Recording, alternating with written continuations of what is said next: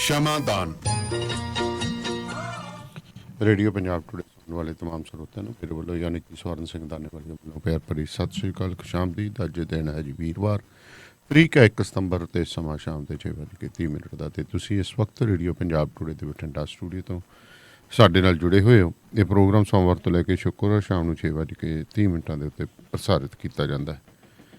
Programme ਸ਼ੁਰੂ ਕਰਨ ਤੋਂ ਪਹਿਲਾਂ ਇੱਕ ਖਾਸ ਸੁਨੇਹਾ ਵੀ ਤੁਹਾਨੂੰ ਦੇ ਦਈਏ। ਅਤੇ ਇੱਕ ਖਾਸ ਸੁਨੇਹੇ ਤੋਂ ਹੈ ਜੀ ਕਿ ਰੇਡੀਓ ਪੰਜਾਬ ਟੁਡੇ ਨੂੰ ਹਮੇਸ਼ਾ ਹੀ ਸਪੋਂਸਰ ਕੀਤਾ ਹੈ ਪਿੰਡ ਭੈਣੀ ਵੜਿੰਗਾ, ਜ਼ਿਲ੍ਹਾ ਲੁਧਿਆਣਾ ਦੇ ਸਾਡੇ ਲਿਸਨਰਸ ਵੱਲੋਂ ਅਤੇ ਸੁਖਿੰਦਰ ਸਿੰਘ ਨਿਊਯਾਰਕ ਵੱਲੋਂ। ਵਾਸ਼ਿੰਗਟਨ ਫਰੇਟ ਸਰਵਿਸ ਜਿਹੜੀ ਸ਼ਟਲ ਏਰੀਆ ਦੇ ਓਨਰ ਆਪਰੇਟਰ ਅਤੇ ਡਰਾਈਵਰ ਹਾਇਰ ਕਰ ਰਹੇ ਨੇ। ਗੁਰਵਿੰਦਰ ਸਿੰਘ ਧਾਲੀਵਾਲ ਹੋਰਾਂ ਨਾਲ 2063544060 ਅਤੇ ਜਗਦੇਵ ਸੰਧੂ ਹੋਰਾਂ ਨਾਲ 2532666924 ਦੇ ਉੱਤੇ ਕਾਲ ਕਰ ਲੈਣਾ। ਕਿਸੇ ਪ੍ਰਕਾਰ ਦੀ ਵੀ ਟੈਕਸਿੰਗ ਸੰਬੰਧੀ ਕੋਈ ਪ੍ਰੋਬਲਮ ਹੈ ਜਾਂ ਅਕਾਊਂਟਸ ਮੇਨਟੇਨ ਕਰਨੇ ਜਾਂ ਬੁੱਕ ਕੀਪਿੰਗ ਕਰਨੀ ਹੈ ਤਾਂ ਐਕੂਰੇਟਸ ਅਕਾਊਂਟਸ ਐਂਡ ਟੈਕਸਿਸ ਵਾਲੇ ਮਹਿੰਦਰ ਸਿੰਘ ਸੋਲ ਅਤੇ ਲੋਕਪਾਲ ਸਿੰਘ ਸੋਲ ਹੋਰਾਂ ਨਾਲ 2535208886 ਦੇ ਉੱਤੇ ਕਾਲ ਕਰਕੇ ਅਪੁਆਇੰਟਮੈਂਟ ਬਣਾ ਲਓ। ਇਹਨਾਂ ਦੀ ਲੋਕੇਸ਼ਨ ਹੈ ਜੀ 24915104 ਐਵੀਨਿਊ ਕੈਂਟ, ਵਾਸ਼ਿੰਗਟਨ ਦੇ ਵਿੱਚ। ਕਿਸੇ ਤਰ੍ਹਾਂ ਦਾ ਵੀ ਤੁਸੀਂ ਇੰਡੀਅਨ ਕੁਜ਼ੀਨ ਜਾਂ ਸਨੈਕਸ ਜਾਂ ਸਟਾਰਟਰਸ ਖਾਣ ਦਾ ਮਨ ਹੈ ਤਾਂ ਫਿਰ ਸਪਾਈਸ ਪਲੇਸ ਇੰਡੀਅਨ ਰੈਸਟੋਰੈਂਟ ਤੋਂ ਵਧੀਆ ਕੋਈ ਨਹੀਂ ਜੀ। 23609104 ਐਵੀਨਿਊ ਕੈਂਟ ਦੇ ਉੱਤੇ ਇਹਨਾਂ ਦੀ ਲੋਕੇਸ਼ਨ ਹੈ। ਦੂਜਾ ਹੈ ਜੀ ਡਾਊਨਟਾਊਨ 1520 ਬਰਾਡਵੇ ਸੈਟਲ ਦੇ ਉੱਤੇ। ਤੁਸੀਂ ਮੱਖਣ ਨਾਗਰਾ ਨੂੰ ਕਾਲ ਕਰ ਸਕਦੇ ਹੋ 2063531699 ਤੇ ਦੂਜਾ ਜੀ 2532467296 ਦੇ ਉੱਤੇ ਕਾਲ ਕਰ ਸਕਦੇ ਹੋ। Malwa truck line and trailer repair service 10224 Residency Road Manassas 'ਤੇ ਹੈ ਜੀ, ਹਾਈਵੇ 66 ਐਗਜ਼ਿਟ 43 ਤੇ ਇਹਨਾਂ ਦੀ ਲੋਕੇਸ਼ਨ ਹੈ। ਹਰ ਤਰ੍ਹਾਂ ਦੇ ਸੈਮੀ ਅਤੇ ਟ੍ਰੇਲਰ ਦਾ ਕੰਮ ਜਾਂ ਫਿਰ ਰੀਫਰ ਦਾ ਕੰਮ ਕਰਾਉਣਾ ਜਾਂ ਇੰਜਨ ਰੀਬਿਲਡ ਕਰਾਉਣਾ, ਡੈਫ ਕਲੀਨਿੰਗ, DOT ਸੇਫਟੀ, ਤਾਂ ਇੱਥੇ ਜ਼ਰੂਰ ਜਾਓ। 8043728880 ਦੇ ਉੱਤੇ ਕਾਲ ਕਰ ਸਕਦੇ ਹੋ। Punjab truck and trailer repair 1315 western ਹਨਾ ਐਵੀਨਿਊ, ਇੰਡੀਅਨੈਪਲਿਸ। DOT ਸੇਫਟੀ ਤੋਂ ਲੈ ਕੇ ਇੰਜਨ ਰੀਬਿਲਡ ਤੱਕ ਸਭ ਕੰਮ ਕਰਦੇ ਨੇ।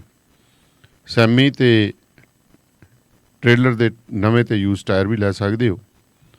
3179797205 ਜਾਂ 6612045818 ਦੇ ਉੱਤੇ ਕਾਲ ਕਰ ਸਕਦੇ ਹੋ। ਢਿੱਲੋਂ ਸਾਹਿਬ ਸਤਿ ਸ਼੍ਰੀ ਅਕਾਲ ਜੀ। ਸਤਿ ਸ਼੍ਰੀ ਅਕਾਲ ਜੀ। ਢਿੱਲੋਂ ਸਾਹਿਬ, ਜਿਵੇਂ ਜਿਵੇਂ ਸਮਾਂ ਲੰਘ ਰਿਹਾ ਅਤੇ ਸਿੱਧੂ ਮੂਸੇਵਾਲੇ ਨਾਲ ਜਿਹੜਾ ਕਤਲ ਹੋਇਆ ਉਸ ਸੰਬੰਧਿਤ ਹੋਰ ਵੀ ਗੱਲਾਂ ਸਾਹਮਣੇ ਆ ਰਹੀਆਂ। ਜਿੱਥੇ ਕਿਹਾ ਜਾ ਰਿਹਾ ਸੀ ਕਿ ਕਾਤਲ ਜਿਹੜੇ ਨੇ ਉਹ ਕੋਈ ਕਹਿੰਦਾ ਸੀ ਜੀ ਨਾਲ ਦੀ ਨਾਲ ਹਰਿਆਣੇ ਟੱਪ ਗਏ, ਕੋਈ ਕਹਿੰਦਾ ਕਿੱਧਰ ਟੱਪ ਗਏ, ਕੋਈ ਕਹਿੰਦਾ ਅੰਮ੍ਰਿਤਸਰ ਟੱਪ ਗਏ। ਇੱਕ ਹੁਣ ਨਵੀਂ ਗੱਲ ਸਾਹਮਣੇ ਆਈ ਹੈ ਜੀ, ਕੀ ਹੈ ਜੀ? ਅਸਲ ਦੇ ਵਿੱਚ ਇਹ ਖੋਜੀ ਰਿਪੋਰਟਿੰਗ ਹੈ ਜੀ।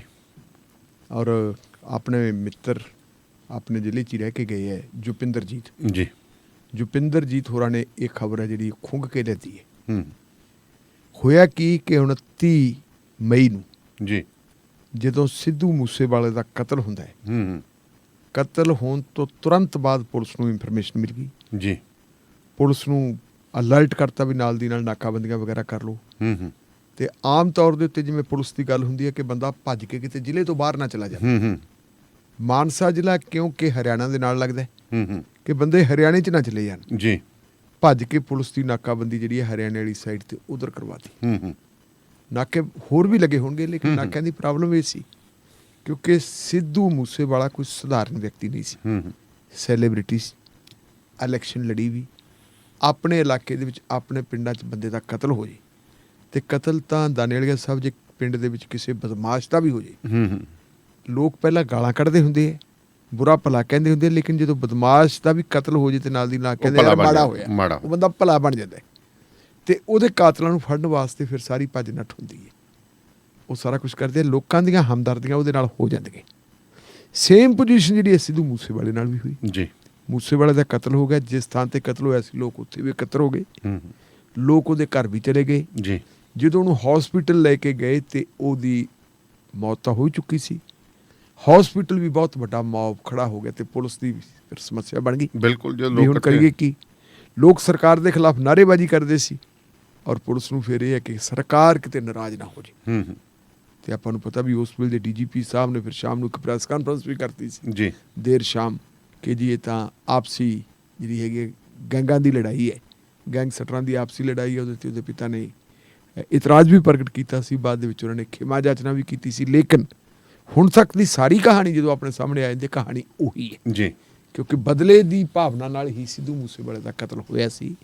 ਬਿੱਕੂ ਮਿੱਡੂ ਖੇਡ ਦਾ ਕਤਲ ਹੋਇਆ ਤੇ ਗੋਲਡੀ ਬਰਾੜ ਤਾਂ ਹੁਣ ਕੂਕਾ ਮਾਰ ਕੇ ਕਹਿ ਰਹੇ ਕਿ ਅਸੀਂ ਉਹਦੀ ਵਜ੍ਹਾ ਕਾਰਨ ਇਸ ਬੰਦੇ ਨੂੰ ਕਤਲ ਕੀਤਾ ਹੈ। ਸੋ ਪੁਲਿਸ ਸਾਰੀ ਉਸ ਪਾਸੇ ਨੂੰ ਲੱਗੀ। ਇਹ ਬੰਦੇ ਜਿਹੜੇ ਹੈਗੇ ਆ ਇਹ ਦੋ ਟੋਲੀਆਂ ਸੀ।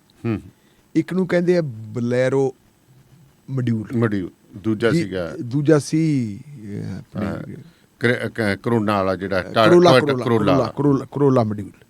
ਕਰੋਲਾ ਮੋਡਿਊਲ ਵਾਲੇ ਤਾਂ ਜਿਹੜੇ ਦੋ ਬੰਦੇ ਸੀਗੇ ਤਾਂ ਨਾਲ ਦੀ ਨਾਲ ਹੀ ਖਿਸਕ ਗਏ। ਆਪਦੀ ਗੱਡੀ ਉਹਨਾਂ ਨੇ ਛੱਡੀ ਤੇ ਰਾਹ ਦੇ ਵਿੱਚ ਉਹਨਾਂ ਨੇ ਕੋਈ ਅਲਟੋ ਖੋਈ ਤੇ ਚਲੇ ਗਏ। ਉਹਨਾਂ ਦੀ ਸ਼ਨਾਖਤ ਪਹਿਲਾਂ ਹੀ ਹੋ ਗਈ ਸੀ ਕਿਉਂਕਿ ਉਸ ਅਲਟੋ ਗੱਡੀ ਦੇ ਵਿੱਚ ਧਰਮਕੋਟ ਤੋਂ ਜਦੋਂ ਪੈਟਰੋਲ ਪਵਾਇਆ ਨਾ, ਉੱਥੇ ਉਹ ਸੀਸੀਟੀਵੀਆਂ ਦੇ ਵਿੱਚ ਆ ਗਈ ਸੀ ਤੇ ਉੱਥੋਂ ਪਤਾ ਲੱਗ ਗਿਆ ਕਿ ਇਹ ਗੱਡੀ ਇੱਧਰ ਨੂੰ ਆਈ ਹੈ।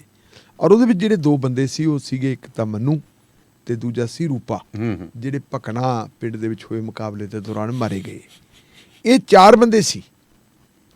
ਜਿਹੜੇ ਚਾਰ ਬੰਦੇ ਸੀ, ਇਹ ਚਾਰ ਬੰਦੇ ਜਦੋਂ ਜਾ ਰਹੇ ਹੈ ਜੀ, ਜਾਏ ਵੀ ਹਰਿਆਣੇ ਵਾਲੇ ਪਾਸੇ ਨੂੰ ਜਾਂਦੇ ਤੇ ਇਹਨਾਂ ਨੇ ਇੱਕ ਨੂੰ ਦੇਖਿਆ ਵੀ ਪੁਲਿਸ ਦੀ ਜਿਹੜੀ ਹੈਗੀ ਕੰਟਰੋਲ ਰੂਮ ਦੀ ਵੈਨ ਆ ਰਹੀ ਹੈ। ਇਹਨਾਂ ਨੇ ਨਾਲ ਦੀ ਨਾਲ ਹੀ ਮਤਲਬ ਉੱਥੋਂ ਪਾਸਾ ਬਦਲ ਲਿਆ। ਇਹਨਾਂ ਦੀ ਗੱਡੀ ਜਿਹੜੀ ਉਹ ਚਲਦਿਆਂ ਚਲਾਉਂਦਿਆਂ ਪਹੁੰਚ ਗਈ ਖਿਆਲਾ ਪਿੰਡ ਕੋਲੇ। ਅੱਛਾ ਜਵਾਰ ਆਪਣਾ ਜਿਹੜਾ ਜਵਾਰ ਕੇ ਪਿੰਡ ਤੋਂ ਖਿਆਲਾ ਪਿੰਡ ਲਗਭਗ 10 ਕਿਲੋਮੀਟਰ ਹੈ। ਅੱਛਾ ਜਦੋਂ ਉੱਥੇ ਚਲੇ ਗਈ ਤੇ ਗਾਂ ਜਾ ਕੇ ਗੱਡੀ ਗਈ ਫਸ।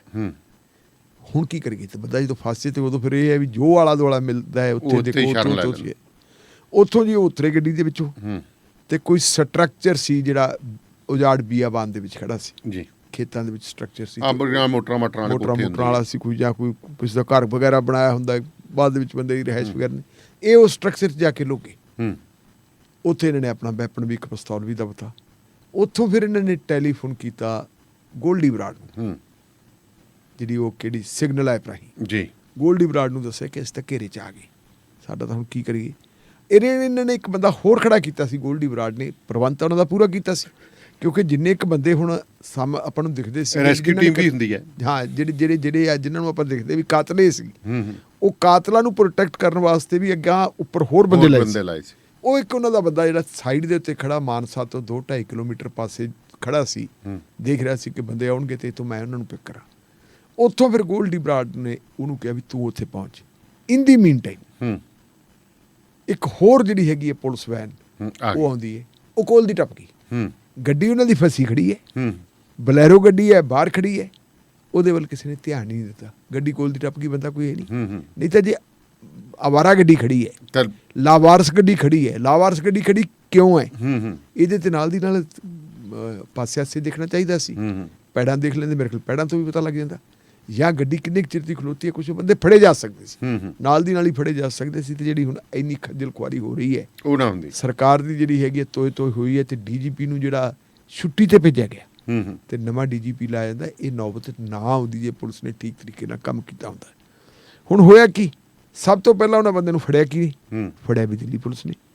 ਦਿੱਲੀ ਪੁਲਿਸ ਨੇ ਫਿਰ ਉਹਨਾਂ ਨੂੰ ਜਦੋਂ ਇੰਟਰੋਗੇਟ ਕੀਤਾ ਜੀ, ਉਸ ਇੰਟਰੋਗੇਸ਼ਨ ਦੇ ਵਿੱਚ ਇਹ ਗੱਲ ਨਿਕਲੀ ਕਿ ਇਹ ਤਾਂ ਜੀ ਫਲਾਣੇ ਪਿੰਡ 'ਚ ਫਲਾਣੇ ਥਾਂ ਦੇ ਉੱਤੇ ਜਿਹੜਾ ਉਹ ਸਟਰਕਚਰ ਸੀ ਉੱਥੇ ਲੁਕੇ ਹੋਏ ਸੀ। ਔਰ ਦਿੱਲੀ ਪੁਲਿਸ ਨੇ ਇਹ ਗੱਲ ਮਾਨਸਾ ਪੁਲਿਸ ਨੂੰ ਦੱਸ ਵੀ ਦਿੱਤੀ, ਪੰਜਾਬ ਪੁਲਿਸ ਨੂੰ ਸ਼ੇਅਰ ਕੀਤੀ ਉਹਨਾਂ ਨੇ ਇਨਫੋਰਮੇਸ਼ਨ ਕਿ ਸਾਡੇ ਕੋਲ ਇਨਫੋਰਮੇਸ਼ਨ ਆਇਆ ਭਾਈ, ਤੁਸੀਂ ਇਹ ਗੱਲ ਕਰ ਲਓ।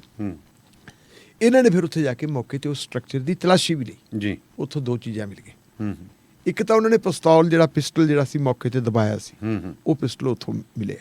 ਹੁਣ ਦਾਨੇ ਵਾਲੀ ਸਭਾ ਕਿੱਡਾ ਵੱਡਾ ਨੁਕਸਾਨ ਹੈ। ਇਹ ਜਾਂਚ ਦਾ ਨੁਕਸਾਨ ਹੈ, ਤਫਤੀਸ਼ ਦਾ ਨੁਕਸਾਨ ਹੈ। ਜੇ ਆਪਾਂ ਨੂੰ ਪਤਾ ਹੁੰਦਾ ਤੇ ਇਹ ਗੱਲ ਪ੍ਰਿੰਟ ਮੀਡੀਆ 'ਚ ਨਾ ਆਈ ਹੁੰਦੀ ਤਾਂ ਮੈਂ ਇਹ ਗੱਲ ਕਦੇ ਵੀ ਨਹੀਂ ਸੀ ਕਹਿਣੀ। ਕਿਉਂਕਿ ਇਹਦੇ ਨਾਲ ਇੱਕ ਇਹ ਸਬੂਤ ਬਣ ਗਿਆ ਕਿ ਉਹਦੀ ਰਿਕਵਰੀ ਪਿਸਤੌਲ ਦੀ ਤਾਂ ਦਿਖਾਈ ਹੋਣੀ ਹੈ ਨਾ ਕਿਸੇ ਤੋਂ, ਕਿਤੇ ਦਿਖਾਈ ਹੋਣੀ ਹੈ ਨਾ ਉਹਨਾਂ ਤੋਂ ਦਿਖਾਈ ਹੋਣੀ ਹੈ, ਗੈਂਗਸਟਰਾਂ ਤੋਂ ਦਿਖਾਈ ਹੋਣੀ ਹੈ ਵੀ ਅਸੀਂ ਉਹ ਤੋਂ ਬਰਾਮਦ ਕੀਤਾ। ਔਰ ਉਹ ਪਿਸਤੌਲ ਉੱਥੋਂ ਬਰਾਮਦ ਕੀਤਾ, ਅੰਗਰੇਜ਼ੀ ਅਖਬਾਰ ਦੇ ਵਿੱਚ ਲੱਗ ਗਈ। ਇਹ ਚੀਜ਼ ਉਹਨਾਂ ਨੂੰ ਬਹੁਤ ਜਿਹੜੀ ਹੈ ਸਹਾਈ ਹੋਊਗੀ ਜੀ। ਤਾਂ ਫੜ ਕੇ ਸਾਡੇ ਤੇ ਪਿਸਤੌਲ ਪਾਏ, ਸਾਨੂੰ ਫੜਿਆ ਮਗਰੋਂ, ਇਹ ਸਾਰੀਆਂ ਚੀਜ਼ਾਂ ਆਉਣਗੀਆਂ। ਪਰ ਕਿਉਂਕਿ ਹੁਣ ਪ੍ਰਿੰਟ ਮੀਡੀਆ 'ਚ ਆ ਗਈ ਤੇ ਆਪਾਂ ਨੂੰ ਇਹ ਗੱਲ ਕਰਨੀ ਪੈਣੀ ਸੀ। ਉਹ ਪਿਸਤੌਲ ਬਰਾਮਦ ਕੀਤਾ। ਉਸ ਪਿਸਤੌਲ ਦੇ ਨਾਲ ਜਿਹੜੇ ਮੋਬਾਈਲ ਤੋਂ ਉਹਨਾਂ ਨੇ ਗੋਲਡੀ ਬਰਾੜ ਨਾਲ ਗੱਲ ਕੀਤੀ ਸੀ ਜੀ, ਸ਼ਾਇਦ ਮੇਰਾ ਖਿਆਲ ਵੀ ਉਸ ਵੇਲੇ ਉਹਨਾਂ ਕੋਲ ਮੋਬਾਈਲ ਉਹ ਇਕੱਲਾ ਹੀ ਹੋਵੇ। ਗੋਲਡੀ ਬਰਾੜ ਕੋਲ ਉਹ ਮੋਬਾਈਲ ਵੀ ਤੋੜ ਕੇ ਉੱਥੇ ਹੀ ਸੁੱਟਤਾ ਸੀ। ਅੱਛਾ ਜੀ। ਉਹਦਾ ਜਿਹੜਾ ਹੈਗਾ ਮਲਬਾ ਕਹਿ ਦਈਏ ਉਹ ਵੀ ਇਹਨਾਂ ਦੇ ਪੁਲਿਸ ਦੇ ਹੱਥ ਆ ਗਿਆ, ਉਹ ਆ ਗਿਆ। ਸੋ ਹੁਣ ਇਹਨੂੰ ਇਹ ਤੁਸੀਂ ਦੇਖੋ ਕਿ ਉਹ ਬੰਦੇ ਕਿੰਨਾ ਸਮਾਂ 3 ਘੰਟਾ 2 ਘੰਟੇ ਤਾਂ ਉੱਥੇ ਰਹੇ ਆ, ਤੇ ਘੰਟੇ 2 ਘੰਟੇ ਦੇ ਵਿੱਚ ਤਾਂ ਪੁਲਿਸ ਕੁਝ ਵੀ ਕਰ ਸਕਦੀ ਕਿਤੇ ਪਹੁੰਚ ਜਾਂਦੀ। ਕਿਸੇ ਹੁਣ ਅਗਲੀ ਗੱਲ ਦੇਖਣ ਵਾਲੀ ਹੈ, ਆਪਾਂ ਜਾਣਦੇ ਹਾਂ, ਮੈਂ ਜਦੋਂ ਪੁਰਾਣਾ ਦੌਰ ਸੀ, ਖਾੜਕੂਬਾਦ ਦਾ ਦੌਰ ਸੀ, ਜਾਂ ਉਹਨੂੰ ਖਾੜਕੂਬਾਦ ਕਹਿ ਲਈਏ, ਟੈਰਰਿਜ਼ਮ ਦਾ ਦੌਰ ਕਹਿ ਲਈਏ, ਉਸ ਵੇਲੇ ਵੀ ਆਪਾਂ ਬਹੁਤ ਸਾਰੀਆਂ ਗੱਲਾਂ ਦੇਖੀਆਂ ਕਿ ਬੰਦੇ ਨੂੰ ਕਤਲ ਕਰ ਦਿੰਦੇ, ਉਹ ਬੰਦੇ ਨਾਲ ਦੀ ਨਾਲ ਹੀ ਪਾਸੇ ਤੇ ਬਹਿ ਜਾਂਦੇ ਕਿਸੇ ਦੇ ਘਰੇ ਜਾ ਕੇ, ਤੇ ਸਾਡੇ ਕੀ ਹੁੰਦੇ ਨਾਕੇਬੰਦੀਆਂ ਕਰ ਦਿਓ। ਇੱਕ ਤਾਂ ਨਾਕਾਬੰਦੀ ਵਾਲਾ ਜਿਹੜਾ ਕਨਸੈਪਟ ਹੈ ਨਾ, ਇਹਨੂੰ ਚੇਂਜ ਕਰਨ ਦੀ ਲੋੜ ਆ। ਹੁਣ ਅੱਜ ਲੈ ਲਓ, ਹੁਣ ਉੱਪਰੋਂ ਹੁਕਮ ਆ ਜੇ ਜੀ ਨਾਕਾਬੰਦੀਆਂ ਕਰ ਦਿਓ, ਇਹਨਾਂ ਦੇ ਪੁਆਇੰਟ ਬਣਾਏ ਵੀ SSP ਨੇ ਹੁਕਮ ਕਰਤਾ ਨਾਕਾਬੰਦੀਆਂ ਕਰ ਦਿਓ, ਤੇ ਸਾਰੇ ਥਾਣੇ ਦੀ ਪੁਲਿਸ ਆਪੋ ਆਪਣੇ ਪੁਆਇੰਟਾਂ ਤੇ ਜਾ ਕੇ ਖੜ੍ਹ ਜਾਂਦੀ। ਜਿਹੜੇ ਬੰਦੇ ਨੇ ਵਾਰਦਾਤ ਕਰਨੀ ਹੈ, ਵਾਰਦਾਤ ਵਾਲਿਆਂ ਨੂੰ ਸਾਰਾ ਪਤਾ ਹੁੰਦਾ ਕਿ ਕਿੱਥੇ ਕਿੱਥੇ ਨਾਕੇ ਲੱਗਦੇ, ਪਹਿਲਾਂ ਰੈਕੀ ਕਰਦੀ ਹੈ, 5 ਦਿਨ 4 ਦਿਨ ਪਹਿਲਾਂ ਉਹ ਦੇਖਦੇ ਕਿ ਨਾਕੇ ਕਿੱਥੇ ਲੱਗੇ ਵੀ ਹੈ। ਹੁਣ ਜਿਨ੍ਹਾਂ ਲੋਕਾਂ ਨੇ ਵਾਰਦਾਤ ਕਰਨੀ ਹੈ, ਕਦੇ ਮੇਨ ਰੋਡ ਤੇ ਟੱਪਦੇ ਨਹੀਂ। ਮੈਂ ਢਿੱਲੋਂ ਸਾਹਿਬ ਤੁਹਾਡੀ ਇਹੀ ਗੱਲ ਨੂੰ ਜੀ। ਅੱਗੇ ਵਧਾਉਣਾ ਹੈ ਜੀ, ਲੁਧਿਆਣੇ ਦਰੇਸੀ ਗਰਾਊਂਡ ਦੇ ਵਿੱਚ ਇੱਕ ਬਹੁਤ ਵੱਡਾ ਬਲਾਸਟ ਹੋਇਆ ਸੀ। ਉਹ ਬਲਾਸਟ ਹੋਇਆ ਸੀ, RSS ਵਾਲੇ ਮੇਰੇ ਖਿਆਲ ਬੰਦੇ ਮਰੇ ਸੀ। ਹਾਂ। ਜਿਹੜੇ ਬੰਦੇ ਨੇ ਬਲਾਸਟ ਕੀਤਾ ਸੀ ਨਾ ਢਿੱਲੋਂ ਸਾਹਿਬ, ਉਹੀ ਪੁਲਿਸ ਨਾਲ ਲਾਸ਼ਾਂ ਚੁਕਾਈ ਜਾਂਦਾ ਸੀ। ਬਿਲਕੁਲ। ਤੇ ਬਾਅਦ ਚ ਜਦੋਂ ਫੜਿਆ ਗਿਆ, ਫਿਰ ਉਹ ਕਹਿੰਦਾ ਤੂੰ ਕਿੱਥੇ, ਕਹਿੰਦਾ ਮੈਂ ਤੁਹਾਡੇ ਨਾਲ। ਫਿਰ ਪੁਲਿਸ ਵਾਲੇ ਕਹਿੰਦੇ ਹਾਂ ਇਹ ਤਾਂ ਸਾਡੇ ਨਾਲ ਲਾਸ਼ਾਂ ਚੁਕਾਈ ਜਾਂਦਾ ਸੀ। ਉਹ ਤੇ ਕੋਈ ਸ਼ੱਕ ਨਹੀਂ ਕਰਦਾ। ਹੁਣ ਉਹ ਲਾਸ਼ਾਂ ਚਕਵਾ ਰਿਹਾ ਸੀ, ਤਾਂ ਉਹ ਤੇ ਕੋਈ ਸ਼ੱਕ ਨਹੀਂ ਕਰਦਾ ਵੀ ਤਾਂ ਬੰਦਾ ਆਪਣੇ ਨਾਲ ਹੈ ਜੀ, ਆਪਣਾ ਇਮਦਾਦੀ ਹੈ, ਪੁਲਿਸ ਇਮਦਾਦੀ ਬਣ ਗਿਆ। ਪਰ ਮੈਂ ਨਾਕਾਬੰਦੀਆਂ ਦੀ ਜਿਹੜੀ ਗੱਲ ਕਰਦਾ ਦਾਨੇਲੇ ਸਾਹਿਬ, ਮੈਂ ਉਦੋਂ ਵੀ ਦੇਖਦਾ ਸੀ, ਉਹ ਮਾੜੇ ਦੌਰ ਦੇ ਵਿੱਚ ਵੀ ਮੈਂ ਦੇਖਦਾ ਸੀ, ਪੱਕੇ ਪੁਆਇੰਟ ਹੁੰਦੇ। ਆਪਣੇ ਇੱਕ ਕੇਸ ਦੀ ਤਫਤੀਸ਼, ਹੁਣ ਚਲੋ ਗੱਲ ਆ ਗਈ ਆਪਣੀ, ਉਸ ਵਾਸਤੇ ਇੱਕ ਤਫਤੀਸ਼ ਬੜੀ ਜਿਹੜੀ ਹੈ ਸਹਾਈ ਹੋਈ ਸੀ ਆਪਣੇ ਸੱਜਣਾਂ ਨੂੰ। ਚੌਧਰੀ ਪੈਟਰੋਲ ਪੰਪ ਵਾਲੇ, ਡੂਮਵਾਲੀ ਵਾਲੇ, ਜੀ ਅਰਵਿੰਦਰ ਸਿੰਘ ਸਿੱਧੂ, ਇਹਨਾਂ ਦੇ ਪਿਤਾ ਸਰਦਾਰ ਜਬਰਜੰਗ ਸਿੱਧੂ ਹੁੰਦੇ ਸੀ। ਇਹਨਾਂ ਦਾ ਆਪਣੇ ਪਰਿਵਾਰ ਦੇ ਵਿੱਚ ਪੈ ਗਿਆ ਕਲੇਸ਼, ਭਾਈਚਾਰੇ ਦੇ ਵਿੱਚ ਕਲੇਸ਼ ਆਮ ਤੌਰ ਤੇ ਪੈ ਹੀ ਜਾਂਦਾ। ਚਾਚੇ ਨਾਲ ਕਲੇਸ਼ ਪੈ ਗਿਆ, ਚਾਚੇ ਦੀ ਅਪਰੋਚ ਸੀ ਪੁਲਿਸ ਤੱਕ। ਇਹਦੇ ਪਿਤਾ ਸ਼੍ਰੀ ਜਿਹੜੇ ਸੀ ਸਰਦਾਰ ਜਬਰਜੰਗ ਸਿੰਘ, ਉਹ ਬਾਹੀਬਾਨ ਸੀ, ਆਪਣੇ ਕਾਰੋਬਾਰੀ ਬੰਦੇ ਸੀ, ਉਹਨਾਂ ਨੂੰ ਬਹੁਤਾ ਉਦੋਂ ਤੱਕ ਉਹਨਾਂ ਦਾ ਕੋਈ ਬਹੁਤਾ ਪੁਲਿਸ ਪਾਸ ਨਾਲ ਬਹੁਤਾ ਸੰਬੰਧ ਨਹੀਂ ਰੱਖਦੇ ਸੀ। ਚਾਚੇ ਦਾ ਪੁਲਿਸ ਨਾਲ ਸੰਬੰਧ ਸੀ, ਤੇ ਚਾਚੇ ਨੇ ਜੀ ਗਿੱਟ ਮਿਟ ਕਰਕੇ ਤੇ ਇਹਨਾਂ ਦੇ ਖਿਲਾਫ ਕੇਸ ਰਜਿਸਟਰ ਕਰਵਾਤਾ। ਇੱਕ ਕੇਸ ਰਜਿਸਟਰ ਹੋ ਗਿਆ, 2-3 ਕੇਸ ਰਜਿਸਟਰ ਹੋ ਗਏ।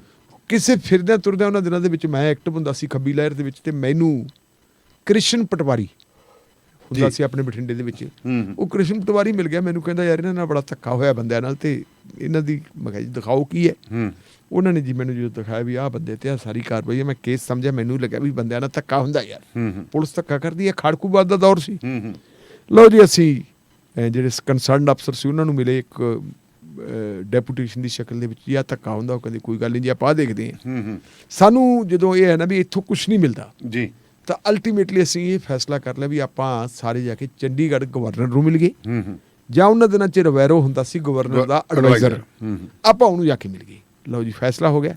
ਫੈਸਲਾ ਹੋਣ ਤੋਂ ਬਾਅਦ ਅਰਵਿੰਦਰ ਨੇ ਕੀ ਕੀਤਾ, ਅਰਵਿੰਦਰ ਨੂੰ ਮੈਂ ਕਿਹਾ ਵੀ ਤੂੰ ਐਂ ਕਰ, ਜਾ ਕੇ ਬਾਪ ਤਾਂ ਉਹਦਾ ਇੱਥੇ ਲੁਕਿਆ ਹੋਇਆ ਸੀ, ਵੀ ਤੂੰ ਭਾਈ ਰਾਤ ਬਰਾਤੇ ਜਾ ਕੇ ਗੱਡੀ ਲੈ ਕੇ ਤੇ ਆਪਣੇ ਜਿੰਨੇ ਵੀ ਤੇਰੇ ਸਹਿਚਾਰ ਵਾਲੇ ਬੰਦੇ ਆ ਉਹਨਾਂ ਨੂੰ ਇਕੱਠਿਆਂ ਨੂੰ ਕਰਕੇ ਲੈ ਕੇ ਆ, ਤੇ ਆਪਾਂ ਜਾਣਾ ਹੈ। ਉਹਨਾਂ ਨੂੰ ਜਾ ਕੇ ਦੱਸ ਕੱਲ ਨੂੰ ਚੱਲਣਾ। ਕਹਿੰਦਾ ਠੀਕ ਹੈ। ਅਰਵਿੰਦਰ ਨੇ ਜਾ ਕੇ ਜਦੋਂ ਗਿਆ ਫੱਲੜ ਪਿੰਡ 'ਚ, ਫੱਲੜ ਪਿੰਡ ਦੇ ਵਿੱਚ ਜਾ ਕੇ ਉਹਨੇ ਕਿਹਾ ਵੀ ਆਪਾਂ ਕੱਲ ਨੂੰ ਜਾਣਾ। ਤੇ ਜਿਹੜਾ ਨਾਲ ਦਾ ਘਰ ਸੀ, ਉਹ ਇਹਨੂੰ ਨਹੀਂ ਪਤਾ ਸੀ ਵੀ ਉਹਦੇ ਚਾਚੇ ਦੇ ਵਫਾਦਾਰ ਹੈ। ਉਹਨਾਂ ਨੇ ਫੋਨ ਉਧਰ ਕਰਤਾ ਵੀ ਇੱਥੇ ਅਰਵਿੰਦਰ ਆਇਆ ਸੀ, ਇਹਨਾਂ ਨੂੰ ਕਹਿੰਦਾ ਸੀ ਤੜਕੇ ਆਪਾਂ ਚੰਡੀਗੜ੍ਹ ਜਾਣਾ। ਚਾਚੇ ਨੇ ਜੀ DSP ਨੂੰ ਕਹਿਤਾ। DSP ਉਹਨਾਂ ਦਿਨਾਂ ਦੇ ਵਿੱਚ ਬਰਨਾਲਾ ਸਾਹਿਬ ਦਾ ਭਾਣਜਾ ਹੁੰਦਾ ਸੀ ਲੱਗਿਆ ਜੀ, ਉਹਦਾ ਨਾਂ ਮੇਰੇ ਹੁਣ ਨਿਕਲ ਗਿਆ ਦਿਮਾਗ ਦੇ ਵਿੱਚੋਂ, ਆ ਜਾਣੇ ਯਾਦ। ਉਹ DSP ਲੱਗਿਆ ਹੋਇਆ ਸੀ ਬੜਾ। ਹੁਣ ਸੁਰਜੀਤ ਸਿੰਘ ਬਰਨਾਲਾ ਉਹਨਾਂ ਦਿਨਾਂ ਚ ਅੱਤਵਾਦ ਦੇ ਵਿੱਚੋਂ ਬੰਦੇ ਦੀ ਬੜੀ ਵੱਡੀ ਤਾਕਤ ਸੀ, ਪਾਵਰ ਸੀ। ਉਹ DSP ਨੇ ਨਾਲ ਦੀ ਨਾਲ ਜੀ ਕਹਿੰਦਾ ਵੀ ਨਾਕਾਬੰਦੀ ਕਰ ਲਓ ਵਾਇਰਲੈਸ ਤੇ। ਹਾਂ, ਵਾਇਰਲੈਸ ਤੇ ਨਾਕਾਬੰਦੀ ਹੋ ਗਈ। ਆ ਜਿਹੜੀਆਂ ਇਹਨਾਂ ਦੀਆਂ 2 ਗੱਡੀਆਂ ਸੀ, ਉਹਨਾਂ ਗੱਡੀਆਂ ਦੇ ਨੰਬਰ ਦਿੱਤੇ। ਇਹਨਾਂ ਗੱਡੀਆਂ ਦੇ ਵਿੱਚ ਜਿੰਨੇ ਪੁਲਿਸ ਵਾਲੇ ਆ, ਜਿੰਨੇ ਸਰਪੰਚ ਪੰਚ ਹੈ ਤੇ ਗੱਡੀਆਂ, ਇਹਨਾਂ ਨੂੰ ਸਾਰਿਆਂ ਨੂੰ ਰਾਉਂਡ ਅਪ ਕਰ ਲਓ। ਬਾਬੂ ਰਾਮ ਨਾਂ ਦਾ ਇੱਕ ਥਾਣੇਦਾਰ ਹੁੰਦਾ ਮੱਲਾ ਪਿੰਡ ਦਾ, ਉਹ ਇੱਥੇ ਲੱਗਿਆ ਹੁੰਦਾ ਸੀ ਕੈਂਟ ਥਾਣੇ 'ਚ ਜੀ। ਮੈਂ ਕਿਸੇ ਵਕੀਲ ਕੋਲੇ ਬੈਠਾ ਤੇ ਉਹ ਆਇਆ ਬਾਬੂ ਰਾਮ, ਤੇ ਬਾਬੂ ਰਾਮ ਆ ਕੇ ਸਾਰਾ ਆਪਦਾ ਕਾਗਜ਼ ਪੱਤਰ ਜੇ ਫੜਾ ਕੇ ਉਹਨੂੰ ਵਕੀਲ ਨੂੰ ਕਹਿੰਦਾ ਵੀ ਜੇ ਤਾਂ ਮੈਂ ਜਿਉਂਦਾ ਆ ਗਿਆ ਤਾਂ ਮੈਂ ਲੈ ਲੂੰਗਾ, ਤੇ ਜੇ ਮੈਂ ਜਿਉਂਦਾ ਨਾ ਆਇਆ ਤਾਂ ਇਹ ਮੇਰੇ ਘਰੇ ਪਹੁੰਚਾ ਦੀ। ਕੋਈ ਡਾਕੂਮੈਂਟ ਸੀ ਉਹਦੇ। ਉਹਦਾ ਯਾਰ ਗੱਲ ਕੀ ਹੋ ਗਈ? ਕਹਿੰਦਾ ਮੈਂ DSP ਨੂੰ ਮਿਲਣ ਚੱਲਿਆ। ਉਹ ਕਹਿੰਦਾ ਤੂੰ DSP ਨੂੰ ਮਿਲਣ ਚੱਲੇ, ਤੇ ਫਿਰ ਇਹਦਾ ਇਹ ਕੀ ਗੱਲ ਵੀ ਤੂੰ ਜਿਉਂਦਾ ਆ ਗਿਆ? ਕਹਿੰਦਾ DSP ਨੂੰ ਆਦਤ ਆ ਗਾਲ ਕੱਢਦਾ ਧੀ ਦੀ ਜਾਂ ਭੈਣ ਦੀ, ਤੇ ਮੈਂ ਫੈਸਲਾ ਕੀਤਾ ਵੀ ਅੱਜ ਮੈਂ ਗਾਲ ਲੈਣੀ ਨਹੀਂ, ਪਹਿਲਾਂ ਬਹੁਤ ਲੈ ਲਈਆਂ, ਤੇ ਆਹ ਪਿਸਟਲ ਮੇਰੇ ਡੱਬੇ 'ਚ ਟੰਗਿਆ ਹੋਇਆ, ਮੈਂ ਇੱਕ ਗੋਲੀ ਮੱਥੇ 'ਚ ਉਹਦੇ ਮਾਰੂੰਗਾ, ਤੇ ਨਾਲ ਦੀ ਨਾਲ ਹੀ ਬਾਕੀ ਮੈਂ ਆਪਦੇ ਤੇ ਕਰੂੰਗਾ ਖਾਲੀ। ਮੈਂ ਕਿਹਾ ਯਾਰ ਕੀ ਗੱਲ ਹੋ ਗਈ? ਕਹਿੰਦਾ ਐ ਕਰਕੇ ਗੱਲ। ਮੈਂ ਕਿਹਾ ਯਾਰ ਸਾਡੇ ਨਾਲ ਵੀ ਰਫੜ ਪਿਆ ਵਾ, ਡੂਮਵਾਲੀ ਵਾਲੇ ਸਰਦਾਰਾਂ ਦਾ ਰਫੜ ਹੈ। ਕਹਿੰਦਾ ਕੀ ਰਫੜ ਹੈ? ਮੈਂ ਕਿਹਾ ਵੀ ਆਹ ਕਰਕੇ ਤੇ ਆਹ ਰਫੜਾ ਹੈ। ਉਹ ਮੈਨੂੰ ਕਹਿੰਦਾ ਤਾਂ ਹੀ ਮੈਂ ਕੀ ਤਾਂ ਹੀ ਕਹਿੰਦਾ ਰਾਤ ਵਾਇਰਲੈਸ ਆਈ ਸੀ। ਮੈਂ ਕਿਹਾ ਵੀ ਕੀ? ਉਹ ਕਹਿੰਦੇ ਨਾਕਾਬੰਦੀ ਕਰ ਲਓ। ਤੇ ਅਸੀਂ ਨਾਕਾਬੰਦੀ ਕਰ ਰਹੀ, ਉਦੋਂ DSP ਸਬ ਡਿਵੀਜ਼ਨ ਹੁੰਦਾ ਸੀ, ਸਾਰੀ ਬਠਿੰਡਾ ਉਹੀ ਇੱਕੋ ਹੁੰਦਾ ਸੀ। ਮੈਂ ਕਿਹਾ ਅੱਛਾ, ਹੁਣ ਮੈਨੂੰ ਤਜਰਬਾ ਸੀ ਇਸ ਗੱਲ ਦਾ। ਠਾਣੇ ਠੱਪਿਆਂ 'ਚ ਆਪਾਂ ਕੰਮ ਧੰਦੇ ਜਾਂਦੇ ਸੀ ਵੀ ਜਦੋਂ ਨਾਕਾ ਹੁੰਦਾ ਇਹਨਾਂ ਦਾ ਸਾਰਾ ਹੁੰਦਾ, ਰੋਜ਼ ਨਾਮ ਚਾਹੂਗਾ। ਲਓ ਜੀ, ਅਸੀਂ ਪਹਿਲੀ ਖਬਰ ਜਿਹੜੀ ਦਿੱਤੀ ਸੀ ਉਹਨਾਂ ਦਿਨਾਂ 'ਚ ਪ੍ਰੈਸ ਨੋਟ ਜਾਰੀ ਕੀਤਾ ਤੇ ਪ੍ਰੈਸ ਨੋਟ ਇੰਡੀਅਨ ਐਕਸਪ੍ਰੈਸ ਦੇ ਵਿੱਚ ਲੈ ਗਏ ਸੀ। ਸੰਗਤ ਇਲਾਕੇ ਦੇ ਪੰਚ ਸਰਪੰਚ ਪੁਲਿਸ ਜ਼ਿਆਦਤੀਆਂ ਦੇ ਖਿਲਾਫ ਗਵਰਨਰ ਨੂੰ ਮਿਲਣ ਵਾਸਤੇ ਜਾ ਰਹੇ ਚੰਡੀਗੜ੍ਹ। ਜਦੋਂ ਹੋਇਆ ਜੀ ਤੜਕੇ ਨੂੰ ਤਾਂ ਪੰਜ ਸਰਪੰਚ ਜਿਹੜੇ ਮੈਟਰੋ ਹੋਟਲ ਤੇ ਆ ਗਏ ਸੀ ਸਾਰੇ। ਹਾਂਜੀ। ਤੇ ਪੁਲਿਸ ਵਾਲੇ ਨੇ ਇੱਥੋਂ ਚੱਕ ਕੇ ਉਹਨਾਂ ਨੂੰ ਲੈ ਗਏ ਕਿਤੇ ਚੱਕ ਕੇ। ਅਰਵਿੰਦਰ ਤੇ ਮੈਂ ਦੋਨੋਂ ਕੋਲੇ ਹੀ ਰਹਿ ਗਏ ਜੀ। ਹੁਣ ਕੀ ਕਰੀਏ? ਮੈਂ ਇੱਕ ਪ੍ਰੈਸ ਨੋਟ ਫੇਰ ਲਿਖਿਆ ਤੇ ਫੇਰ ਸਾਰੇ ਅਖਬਾਰਾਂ 'ਚ ਬਣਤਾ। ਇੰਡੀਅਨ ਐਕਸਪ੍ਰੈਸ ਦੀ ਤੁਹਾਨੂੰ ਪਤਾ ਅੱਜ ਵੀ ਚੜਾਈਏ ਤੇ ਉਹਨੂੰ ਵੀ ਚੜਾਈਏ। ਇੰਡੀਅਨ ਐਕਸਪ੍ਰੈਸ ਦੇ ਵਿੱਚ ਫਰੰਟ ਪੇਜ ਦੇ ਉੱਤੇ ਡੱਬੀ ਲੱਗ ਗਈ ਵੀ ਪੁਲਿਸ ਦਾ ਕਹਿਰ ਫੇਰ ਦੁਬਾਰਾ ਵਾਪਰ ਗਿਆ। ਉਹ ਜਦੋਂ ਡੱਬੀ ਲੱਗ ਗਈ ਤੇ ਉਹ ਡੱਬੀ ਦਾ ਨੋਟਿਸ ਇਹਨਾਂ ਲਿਆ ਗਿਆ। ਮਿਸਟਰ ਰਵੈਰੋ ਜਿਹੜੇ ਐਡਵਾਈਜ਼ਰ ਸੀ ਉਹ ਮਲੋਟ ਆਏ ਹੋਏ ਸੀ। ਅੱਛਾ ਜੀ। ਉਹਨਾਂ ਦੇ ਧਿਆਨ ਦੇ ਵਿੱਚ ਆਇਆ ਜਾਂ ਹੁਣ ਗਵਰਨਰ ਦੇ ਧਿਆਨ ਦੇ ਵਿੱਚ ਆਇਆ ਤੇ ਨਾਲ ਦੀ ਨਾਲ ਜੀ ਪੁਲਿਸ ਵਾਲੇ ਭਾਲਦੇ ਫਿਰਨ ਮੈਨੂੰ ਤਾਂ, ਕਿਉਂਕਿ ਬਿਆਨ ਮੇਰਾ ਲੱਗਿਆ ਸੀ। ਤੇ ਮੈਂ ਕਿਹਾ ਦੱਸੋ ਜੀ ਕੀ ਗੱਲ ਹੈ? ਜੇ ਪੁਲਿਸ ਵਾਲੇ ਮਿਲ ਕੇ ਕਹਿੰਦੇ ਜੀ DC ਸਾਹਿਬ ਬੁਲਾਉਂਦੇ।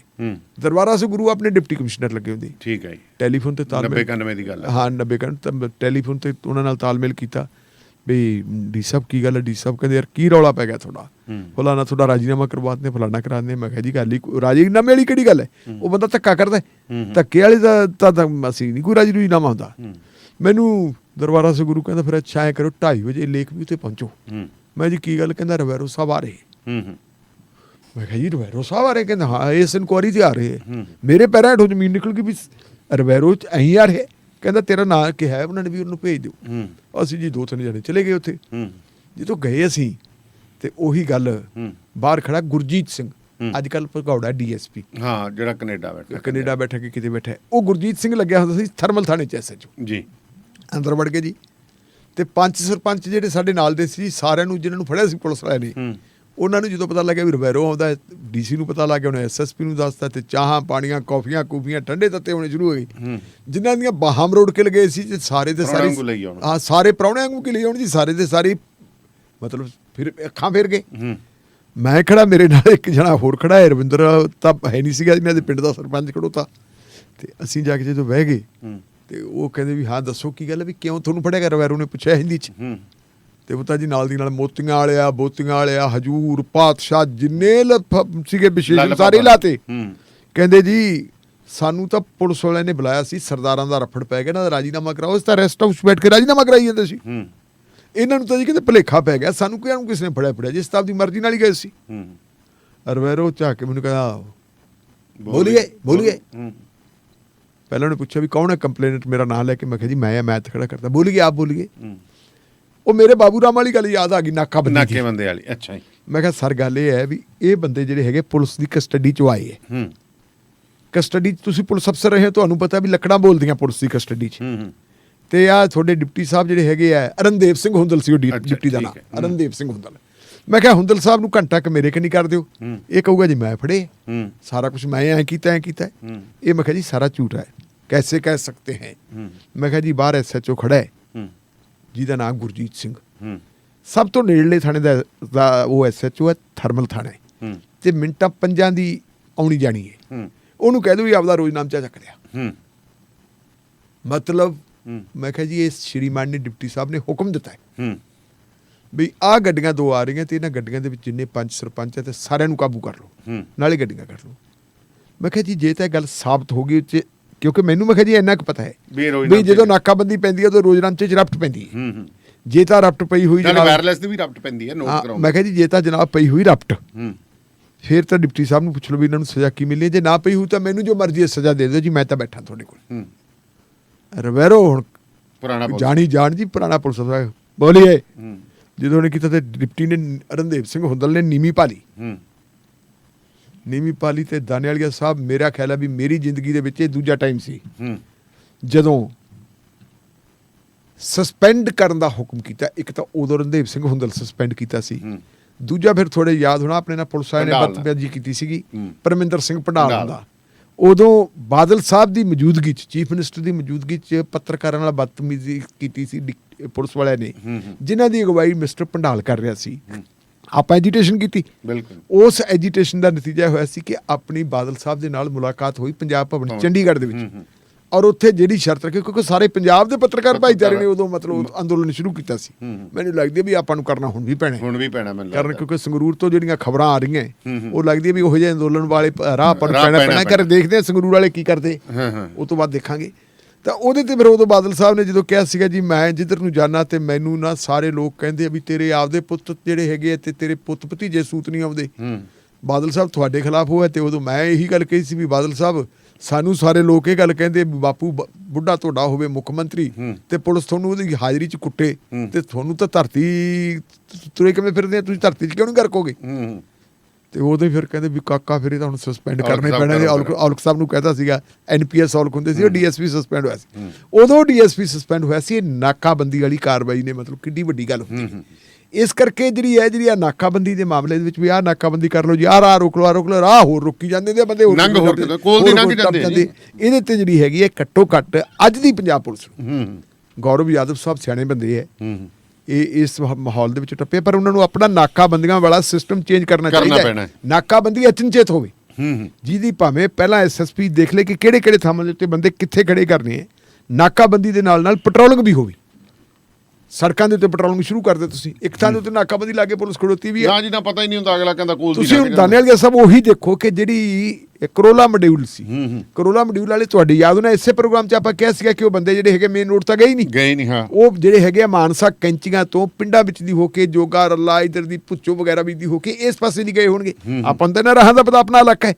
ਬਾਕੀ ਪੰਜਾਬ ਦੀ ਹਾਲਤ ਵੀ ਇਹੀ ਹੈ ਕਿ ਜਿਹੜੀਆਂ ਤੁਸੀਂ ਨਾਕਾਬੰਦੀਆਂ ਕਰਦੇ ਹਨ ਤੇ ਉਹਨਾਂ ਨਾਕਾਬੰਦੀਆਂ ਨੂੰ ਜਿਹੜਾ ਹੈਗਾ ਰਸਮ ਨਾ ਹੋਵੇ, ਉਹ ਇਫੈਕਟਿਵ ਹੋਣ, ਬੰਦਿਆਂ ਨੂੰ ਕਾਬੂ ਕੀਤਾ ਜਾ ਸਕੇ ਜੀ। ਸੋ ਪ੍ਰੋਗਰਾਮ ਸ਼ਮਾਦਾਨ ਦੇ ਵਿੱਚ ਤੁਹਾਨੂੰ ਇੱਕ ਥੋੜਾ ਨਾਲ ਸੁਨੇਹੇ ਵੀ ਦਿੰਦੇ ਰਵਾਂਗੇ। ਤੇ ਗੁਰਦੁਆਰਾ ਸਾਹਿਬ ਸਾਧ ਸੰਗਤ 45 ਹਿਲਟਨ ਸਟਰੀਟ ਐਸਟਨ ਦੇ ਵਿੱਚ 10 ਸਤੰਬਰ ਨੂੰ 5ਵਾਂ ਮਹਾਨ ਗੁਰਮਤਿ ਸੰਮੇਲਨ ਹੋ ਰਿਹਾ ਜੀ। ਦਿਨ ਸ਼ਨਿਚਰਵਾਰ ਹੈ ਤੇ ਸਾਰਿਆਂ ਨੂੰ ਹੁਮ ਹੁਮਾ ਕੇ ਉੱਥੇ ਪੁੱਜਣ ਦੀ ਬੇਨਤੀ ਕੀਤੀ ਜਾਂਦੀ ਹੈ। ਸੋ ਤੁਸੀਂ ਉੱਥੇ ਜ਼ਰੂਰ ਹਾਜ਼ਰੀ ਲਵਾਉਣਾ ਜੀ। ਸੋ ਕਾਫੀ ਜਿਹੜੇ ਨੇ ਆਪਣੇ ਕੀਰਤਨੀਏ ਜਥੇ ਉੱਥੇ ਆ ਰਹੇ ਆ, ਸੋ ਜ਼ਰੂਰ ਪਹੁੰਚਣ ਦੀ ਖੇਚਲਾ ਕਰਨਾ। ਤੇ ਗੁਰੂ ਗ੍ਰੰਥ ਸਾਹਿਬ ਦੇ ਵਿੱਚ ਅੰਕਿਤ ਬਾਣੀ ਹੈ ਜਿਹੜੀ, ਉਹਦਾ ਰਸਮਈ ਕੀਰਤਨ ਜਿਹੜਾ ਕੀਤਾ ਜਾਏਗਾ। ਵੀਰ ਮੈਨੂੰ ਬਸ ਇੱਕ ਗੱਲ ਦੱਸ ਦੇ ਵੀ ਆ ਜਿਹੜੀ ਤੂੰ ਟਰੈਵਲਿੰਗ ਕਰਦਾ ਤੇ ਉਹਦੇ ਤੋਂ ਬਾਅਦ ਫਰੈਸ਼ ਰਹਿਣਾ, ਇਹਦਾ ਰਾਜ਼ ਕੀ ਹੈ? ਇਹਦਾ ਰਾਜ਼ ਹੈ Arlington fuel stop. Arlington fuel stop 1801 pioneer street highway exit 208 ਤੇ, ਜਿੱਥੇ ਤੁਹਾਨੂੰ ਫ੍ਰੀ ਕਾਫੀ, free fax service, free truck parking, ਰੋਟੀ, ਠੇਕਾ, ਲਾਂਡਰੀ, ਸ਼ਾਵਰ ਤੇ ਟਰੱਕਾਂ ਦਾ ਹੋਰ ਵੀ ਸਾਮਾਨ ਆਸਾਨੀ ਨਾਲ ਮਿਲੇਗਾ। ਹੁਣੇ ਕਾਲ ਕਰੋ 360 652 6066 ਯਾਨੀ 360652 6066। ਇਹ ਦੋ ਲੋਕੇਸ਼ਨਾਂ ਤੋਂ ਸੇਵਾਵਾਂ ਪ੍ਰਦਾਨ ਕਰਦੇ ਨੇ। Second location Lost Hill travel center 14814 Alom Street, Lost Hills. Phone number 661 797 2354। USA ਦੀ one of the biggest car dealership ਜੋ ਬੈਥਲਮ PH ਹੈ, ਇੱਥੇ ਤੁਹਾਨੂੰ ਆਪਣੀ ਮਨਪਸੰਦ ਕਨਵਰਟੇਬਲ SUV ਜਾਂ ਫਿਰ ਟਰੱਕ ਰੈਡੀ ਸਟਾਕ ਮਿਲਦਾ ਹੈ। ਇਹ ਤੁਹਾਨੂੰ ਤੁਹਾਡੀ ਆਪਣੀ ਮਾਂ ਬੋਲੀ ਪੰਜਾਬੀ ਵਿੱਚ ਕਾਰ ਚੂਜ਼ ਕਰਨ 'ਚ ਮਦਦ ਕਰਦੇ ਨੇ। ਤੁਸੀਂ ਕਾਲ ਕਰ ਸਕਦੇ ਹੋ ਦਿਲਬਾਗ ਜਿੰਮੀ ਨੂੰ 6105704200 ਜਾਂ 4848988100 ਤੇ, ਜਾਂ ਇਹਨਾਂ ਦੇ business star auto mall 3439 Bath Pike Bethlehem PA ਦੇ ਵਿੱਚ ਵਿਜ਼ਿਟ ਕਰ ਸਕਦੇ ਹੋ। Bad credit no problem. Trucking ਵਾਲੇ ਵੀਰੋ ਧਿਆਨ ਨਾਲ ਸੁਣੋ। ਟਰੱਕ ਜਿੱਦਾਂ ਦਾ ਵੀ ਚਲਾਉਨੇ ਹੋ, ਮੈਨੂਅਲ ਜਾਂ ਆਟੋਮੈਟਿਕ, ਕੁਇਕ ਟਰੱਕ ਲਿਊਬ ਚੇਤੇ ਆਹੀ ਨਾ ਰੱਖਿਓ। ਟਰੱਕ ਦੀ ਵਧੀਆ ਸਰਵਿਸ ਲਈ ਕੁਇਕ ਟਰੱਕ ਲਿਊਬ। ਲਓ ਜੀ, ਤੀਜੀ ਲੋਕੇਸ਼ਨ ਵੀ ਖੋਲਤੀ ਆ, ਐਗਜ਼ਿਟ 579 ਫਰਮ ਹਾਈਵੇ 401 ਇਨ ਨਾਪਨੀ। ਆਹੋ ਜੀ, ਕੋਈ ਅਪਾਇੰਟਮੈਂਟ ਨਹੀਂ, drive through facility. Exit 579 firm highway 401 in ਨਾਪਨੀ। Quick truck lube, the one stop shop. 5196220660 ਜਾਂ quicktrucklube.com। QTL, because we care. State line truck and trailer Virginia state line ਤੇ ਲੈ ਕੇ ਆਏ ਨੇ truck and trailer repair shop, interstate 81 ਦੇ exit 323 opposite flying ਜੇ truck shop, ਜਿੱਥੇ ਟਰੱਕਾਂ ਦੀ ਹਰ ਤਰ੍ਹਾਂ ਦੀ ਤਸੱਲੀ ਬਖਸ਼ ਮੁਰੰਮਤ ਕੀਤੀ ਜਾਂਦੀ ਹੈ।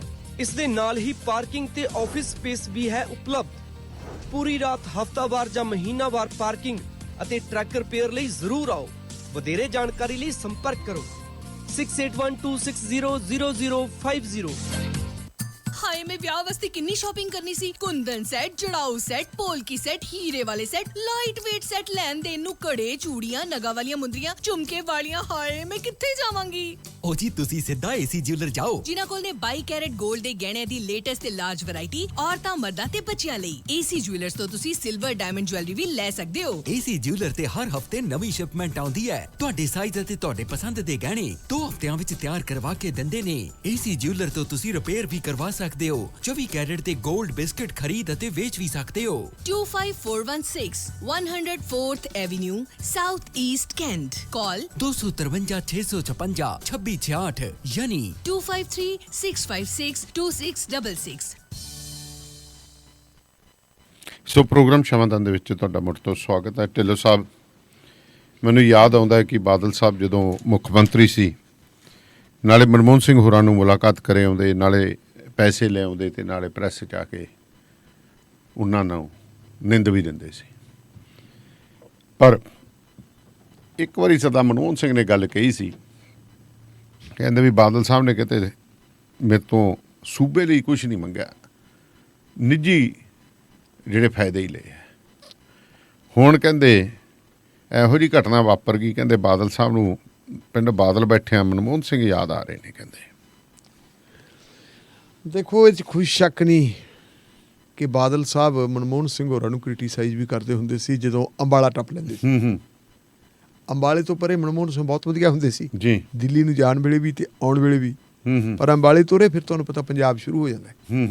ਤੇ ਪੰਜਾਬ 'ਚ ਆਉਂਦਿਆਂ ਸਾਰ ਕਾਂਗਰਸ ਨੂੰ ਤਾਂ ਚਲੋ ਪਾਣੀ ਪੀ ਕੇ ਕੋਸਣਾ ਹੀ ਕੋਸਣਾ ਹੈ। ਜੀ, ਡਾਕਟਰ ਮਨਮੋਹਨ ਸਿੰਘ ਸਿੱਖ ਸੀ, ਹੈਗੇ ਹੁਣ ਵੀ ਇੱਕ ਬਹੁਤ ਵਧੀਆ ਅਰਥ ਸ਼ਾਸਤਰੀ ਜਿਨ੍ਹਾਂ ਦਾ ਦੁਨੀਆ ਦੇ ਵਿੱਚ ਡੰਕਾ ਬੋਲਦਾ ਹੈ, ਸਾਊ ਸੁਭਾਅ ਦੇ ਬੰਦੇ। ਜੀ, ਤੇ ਉਹਨਾਂ ਨੂੰ ਜਦੋਂ ਇੱਥੇ ਪੰਜਾਬ 'ਚ ਆ ਜਾਂਦੇ, ਬਾਦਲ ਸਾਹਿਬ ਕਹਿੰਦੇ ਜੀ ਕਾਂਗਰਸ ਵਾਲੇ ਤਾਂ ਖਾ ਗਏ ਜੀ, ਪ੍ਰਧਾਨ ਮੰਤਰੀ ਨੇ ਕੱਖ ਨਹੀਂ ਦਿੱਤਾ ਜੀ, ਜੋ ਨਹੀਂ ਦਿੱਤਾ ਜੀ, ਬਾਣੀ ਦਾ ਸਾਰਾ ਕੁਝ ਕਹੀ ਜਾਂਦੇ।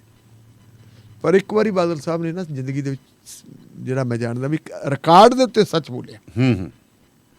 ਉਹ ਪੰਜਾਬ ਦੀ ਵਿਧਾਨ ਸਭਾ ਦੇ ਵਿੱਚ ਇੱਕ ਰੈਜੂਲੇਸ਼ਨ ਰੱਖਤਾ ਸੀ ਜੀ, ਕਿ ਅਸੀਂ ਡਾਕਟਰ ਮਨਮੋਹਨ ਸਿੰਘ ਹੋਰਾਂ ਦਾ ਧੰਨਵਾਦ ਕਰਦੇ ਹਾਂ, ਉਹਨਾਂ ਨੇ ਪੰਜਾਬ ਦੀ ਮਦਦ ਬਹੁਤ ਕੀਤੀ ਹੈ ਅੱਛਾ ਜੀ, ਬਤੌਰ ਚੀਫ ਮਿਨਿਸਟਰ। ਇਹ ਉਹਨਾਂ ਨੇ ਗੱਲ ਵੀ ਕਰ ਲਈ ਸੀ।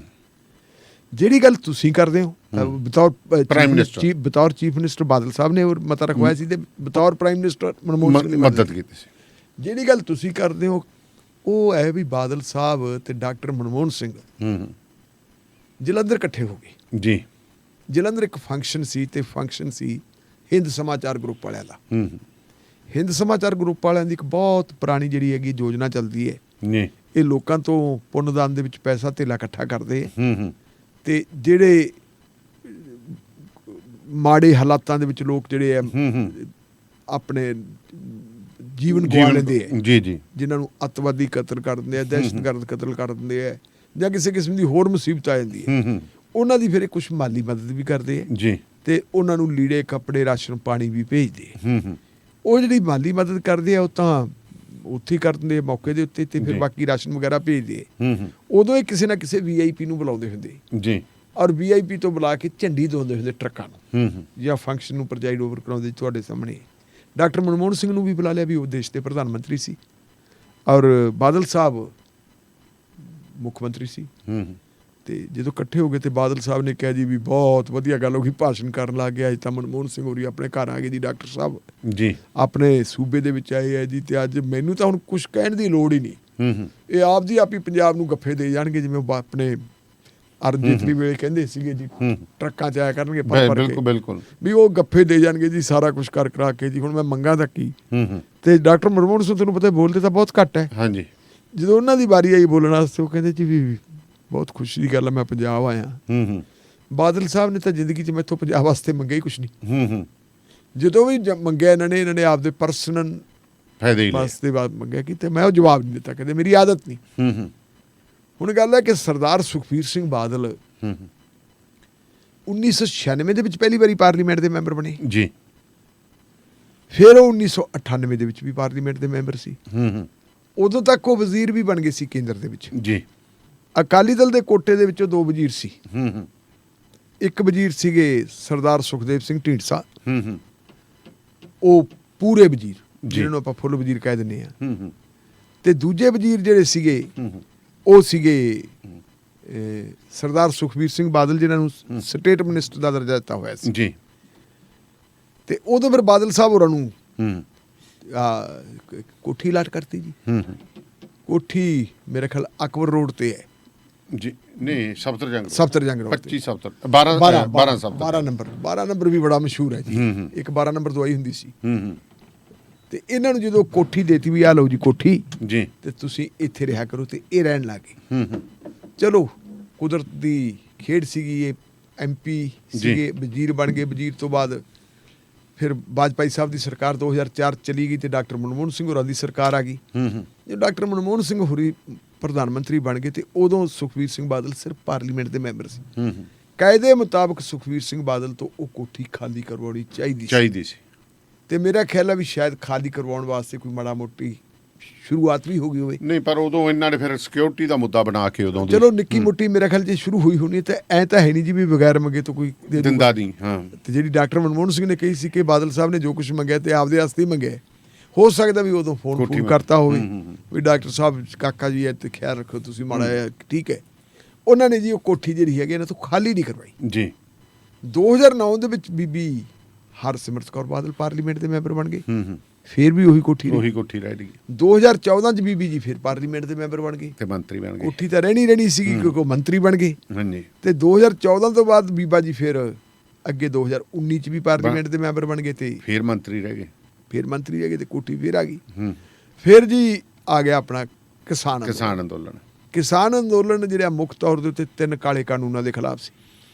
ਕਾਲੇ ਕਾਨੂੰਨਾਂ ਦੇ ਹੱਕ ਦੇ ਵਿੱਚ ਮੇਰਾ ਖਿਆਲ ਹੈ ਵੀ ਬਾਦਲ ਪਰਿਵਾਰ ਦੇ ਜਿੰਨੇ ਬਾਲਗ ਮੈਂਬਰ ਸੀ ਹੂੰ ਕੋਈ ਪਾਸੇ ਨਹੀਂ ਰਿਹਾ। ਹਰੇਕ ਨੇ ਕਿਹਾ ਜੀ ਇਹਦੇ ਨਾਲ ਤੇ ਤਾਂ ਕਾਨੂੰਨ ਹੀ ਵਧੀਆ ਹੈ, ਵਧੀਆ, ਬਹੁਤ ਕਾਨੂੰਨ, ਬਹੁਤ ਵਧੀਆ ਕਾਨੂੰਨ ਹੈ ਜੀ। ਐਵੇਂ ਕਿਸਾਨਾਂ ਨੂੰ ਬੀਬੀ ਨੇ ਤਾਂ ਗੱਲ ਕਹਿੰਦੇ ਸੀ ਕਿਸਾਨਾਂ ਨੂੰ ਤਾਂ ਐਵੇਂ ਜਿਹੜੇ ਮਿਸਗਾਈਡ ਕਰੀ ਜਾਂਦੇ। ਮਿਸਗਾਈਡ ਕਰ ਰਹੇ ਦੂਜੇ, ਇਹਨਾਂ ਨੇ ਤਾਂ ਦੂਰਦਰਸ਼ਨ ਤੇ ਗੱਲ ਕਹਿਤੀ ਸੀ। ਹੂੰ ਖੈਰ ਉਹ ਹੁੰਦੀ ਰਹੀ ਤੇ ਉਧਰੋਂ ਕਿਸਾਨੀ ਅੰਦੋਲਨ ਵੀ ਆਪਣੀ ਰਫ਼ਤਾਰ ਫੜਦਾ ਰਿਹਾ ਤੇ ਫੜਦਾ ਜਦੋਂ ਸਿਖਰ ਤੇ ਪਹੁੰਚ ਗਿਆ ਹੂੰ ਫਿਰ ਜੀ ਕਿਸਾਨਾਂ ਨੇ 2 ਥਾਵਾਂ ਦੇ ਉੱਤੇ ਘਰਾਓ ਕਰਨ ਦੇ ਫੈਸਲੇ ਕਰ ਲਏ ਵੀ ਇੱਕ ਤਾਂ ਪਾਰੋ ਜੀ ਘੇਰਾ ਪਟਿਆਲੇ ਨੂੰ, ਜੀ। ਕਿਉਂਕਿ ਇੱਥੇ ਦਾ ਮੁੱਖ ਮੰਤਰੀ ਹੈ, ਹੂੰ ਤੇ ਦੂਜੇ ਬੀਬਾ ਜੀ ਹੈਗੇ ਆ ਫਿਰ ਕੇਂਦਰੀ ਵਜ਼ੀਰ, ਹੂੰ। ਤੇ ਇਹ ਵਕਾਲਤ ਕਿਸਾਨਾਂ ਖੇਤੀ ਕਾਨੂੰਨਾਂ ਦੀ ਵਾਲੀ ਕਰਦੇ ਤੇ ਆਪਾਂ ਬਾਦਲ ਪਿੰਡ ਇਹਨਾਂ ਦੇ ਹੂੰ ਘਰ ਦਾ ਵੀ ਘਰਾਓ ਕਰੀਏ। ਘਰਾਓ ਪਹਿਲਾਂ ਥੋੜਾ ਜਿਹਾ ਦੂਰ ਸੀ ਜੀ, ਫਿਰ ਕਰਦਿਆਂ ਕਰਾਉਂਦੇ ਐਨ ਗੇਟ ਤੱਕ ਪਹੁੰਚ ਗਏ। ਹੂੰ ਉਦੋਂ ਤੱਕ ਪ੍ਰੈਸ਼ਰ ਇੰਨਾ ਜ਼ਿਆਦਾ ਪੈ ਗਿਆ ਤੇ ਫਿਰ ਅਹਿਸਾਸ ਹੋ ਗਿਆ ਕਿ ਕਿਤੇ ਇਹ ਤਾਂ ਉਹ 2015 ਵਾਲੀ ਗੱਲ ਨਾ ਹੋਵੇ। ਜੀ। ਬੇਅਦਬੀ ਤੋਂ ਬਾਅਦ ਜਿਵੇਂ ਬਾਹਰ ਨਹੀਂ ਨਿਕਲਦੇ ਹੁੰਦੇ ਸੀ ਲੋਕ, ਕਿਤੇ ਇਹ ਨਾ ਹੋਵੇ। ਆਨਣ ਫਾਨਣ ਦੇ ਵਿੱਚ ਕੁਝ ਕਰ ਅੰਦਰੋਂ ਵੀ ਅਕਾਲੀ ਦਲ ਦੇ ਵਿੱਚੋਂ ਪ੍ਰੈਸ਼ਰ ਵੀ ਪਿਆ ਵੀ ਆਪਾਂ ਲੋਕਾਂ ਕੋਲੇ ਜਾਵਾਂਗੇ ਕਿਵੇਂ ਜਾਵਾਂਗੇ, ਕਿਵੇਂ ਵੋਟਾਂ ਮੰਗਣ ਜਾਵਾਂਗੇ, ਖੜਾ ਛੜਾਓ ਆਪਾਂ ਇਹਦਾ। ਹੂੰ ਬੀਬਾ ਜੀ ਨੂੰ ਵੀ ਅਸਤੀਫਾ ਦੇਣਾ ਪੈ ਗਿਆ ਵਜ਼ਾਰਤ ਤੋਂ, ਤੇ ਸੁਖਬੀਰ ਸਿੰਘ ਬਾਦਲ ਨੇ ਐਲਾਨ ਕਰਤਾ ਜੀ ਅਸੀਂ ਹਮਾਇਤ ਵੀ ਵਾਪਸ ਲੈਣੀ। ਹੂੰ ਤੇ ਦਾਨੇਵਾਲੀਆ ਸਾਹਿਬ ਉਦੋਂ ਤੋਂ ਲੈ ਕੇ ਕੋਠੀ ਉਹੀ ਹੈ। ਉਹੀ ਹੈ।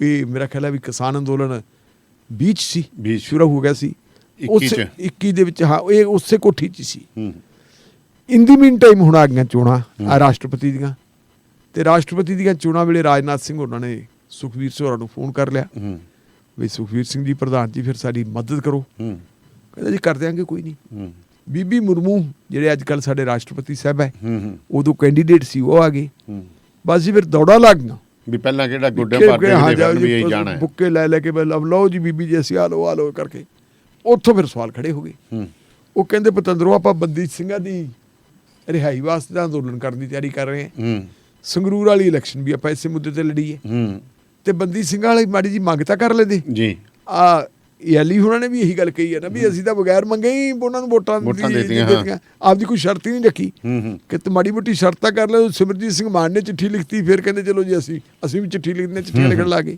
ਵੋਟ ਵੀ ਪਾਤੀ। ਲੋਕਾਂ ਦੇ ਵਿੱਚ ਇੱਕ ਪ੍ਰਭਾਵ ਚਲਾ ਗਿਆ ਹੂੰ ਵੀ ਇਹ ਜਿਹੜਾ ਟੁੱਟ ਫੁੱਟ ਹੋਈ ਹੈ ਨਾ, ਇਹ ਉੱਤੋਂ ਹੋਈ ਹੈ, ਅੰਦਰੋਂ ਨਹੀਂ ਹੋਈ। ਤੇ 2024 ਦੀਆਂ ਚੋਣਾਂ ਤਾਂ ਮਿਲ ਕੇ ਲੜਨਗੇ। ਪਰ ਜਿਹੜੇ ਲੋਕ ਨਰਿੰਦਰ ਮੋਦੀ ਸਾਹਿਬ ਨੂੰ ਤੇ ਅਮਿਤ ਸ਼ਾਹ ਜੀ ਨੂੰ ਜਾਣਦੇ ਹੈ, ਉਹ ਕਹਿੰਦੇ ਸੀ ਵੀ ਹੁਣ ਤਾਂ ਟੁੱਟ ਗਈ ਤੜਕ ਕਰਕੇ, ਇਹ ਗੱਲ ਨਹੀਂ ਹੋਣੀ। ਆਪਾਂ ਵੀ ਕਈ ਵਾਰੀ ਗੱਲਾਂ ਕਰਦੇ ਹੁੰਦੇ ਸੀ ਪ੍ਰਾਈਵੇਟਲੀ। ਹੁਣ ਤੁਸੀਂ ਦੇਖੋ ਕਿ ਜਿੰਨੇ ਵੀ ਭਾਸ਼ਣ ਆਉਂਦੇ ਹੈ ਨਰਿੰਦਰ ਮੋਦੀ ਸਾਹਿਬ ਦੇ, ਉਹ ਇੱਕੋ ਹੀ ਗੱਲ ਕਹਿੰਦੇ ਆ, ਵੰਸ਼ਵਾਦ।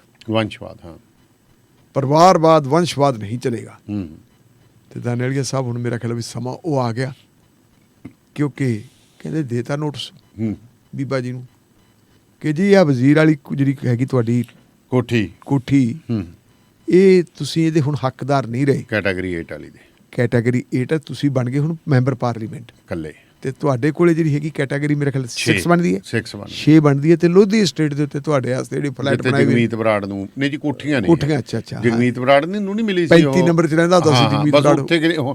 ਉੱਥੇ ਨੇੜੇ ਤੇੜੇ ਹੀ ਹੈ ਜੀ। ਇਹਨਾਂ ਨੂੰ ਜਿਹੜੀ ਹੈ ਹੁਣ ਮੈਨੂੰ ਯਾਦ ਨਹੀਂ ਕਿੰਨਾ ਨੰਬਰ ਆ, 12 ਇਹ ਹੈਗੀ ਹੈ, ਤੇ ਇਹ ਇਹਨਾਂ ਨੂੰ ਉੱਥੇ ਲੋਧੀ ਸਟੇਟ ਬੰਗਲਾ ਜਿਹੜਾ ਉਹ ਅਲਾਟ ਹੋਇਆ।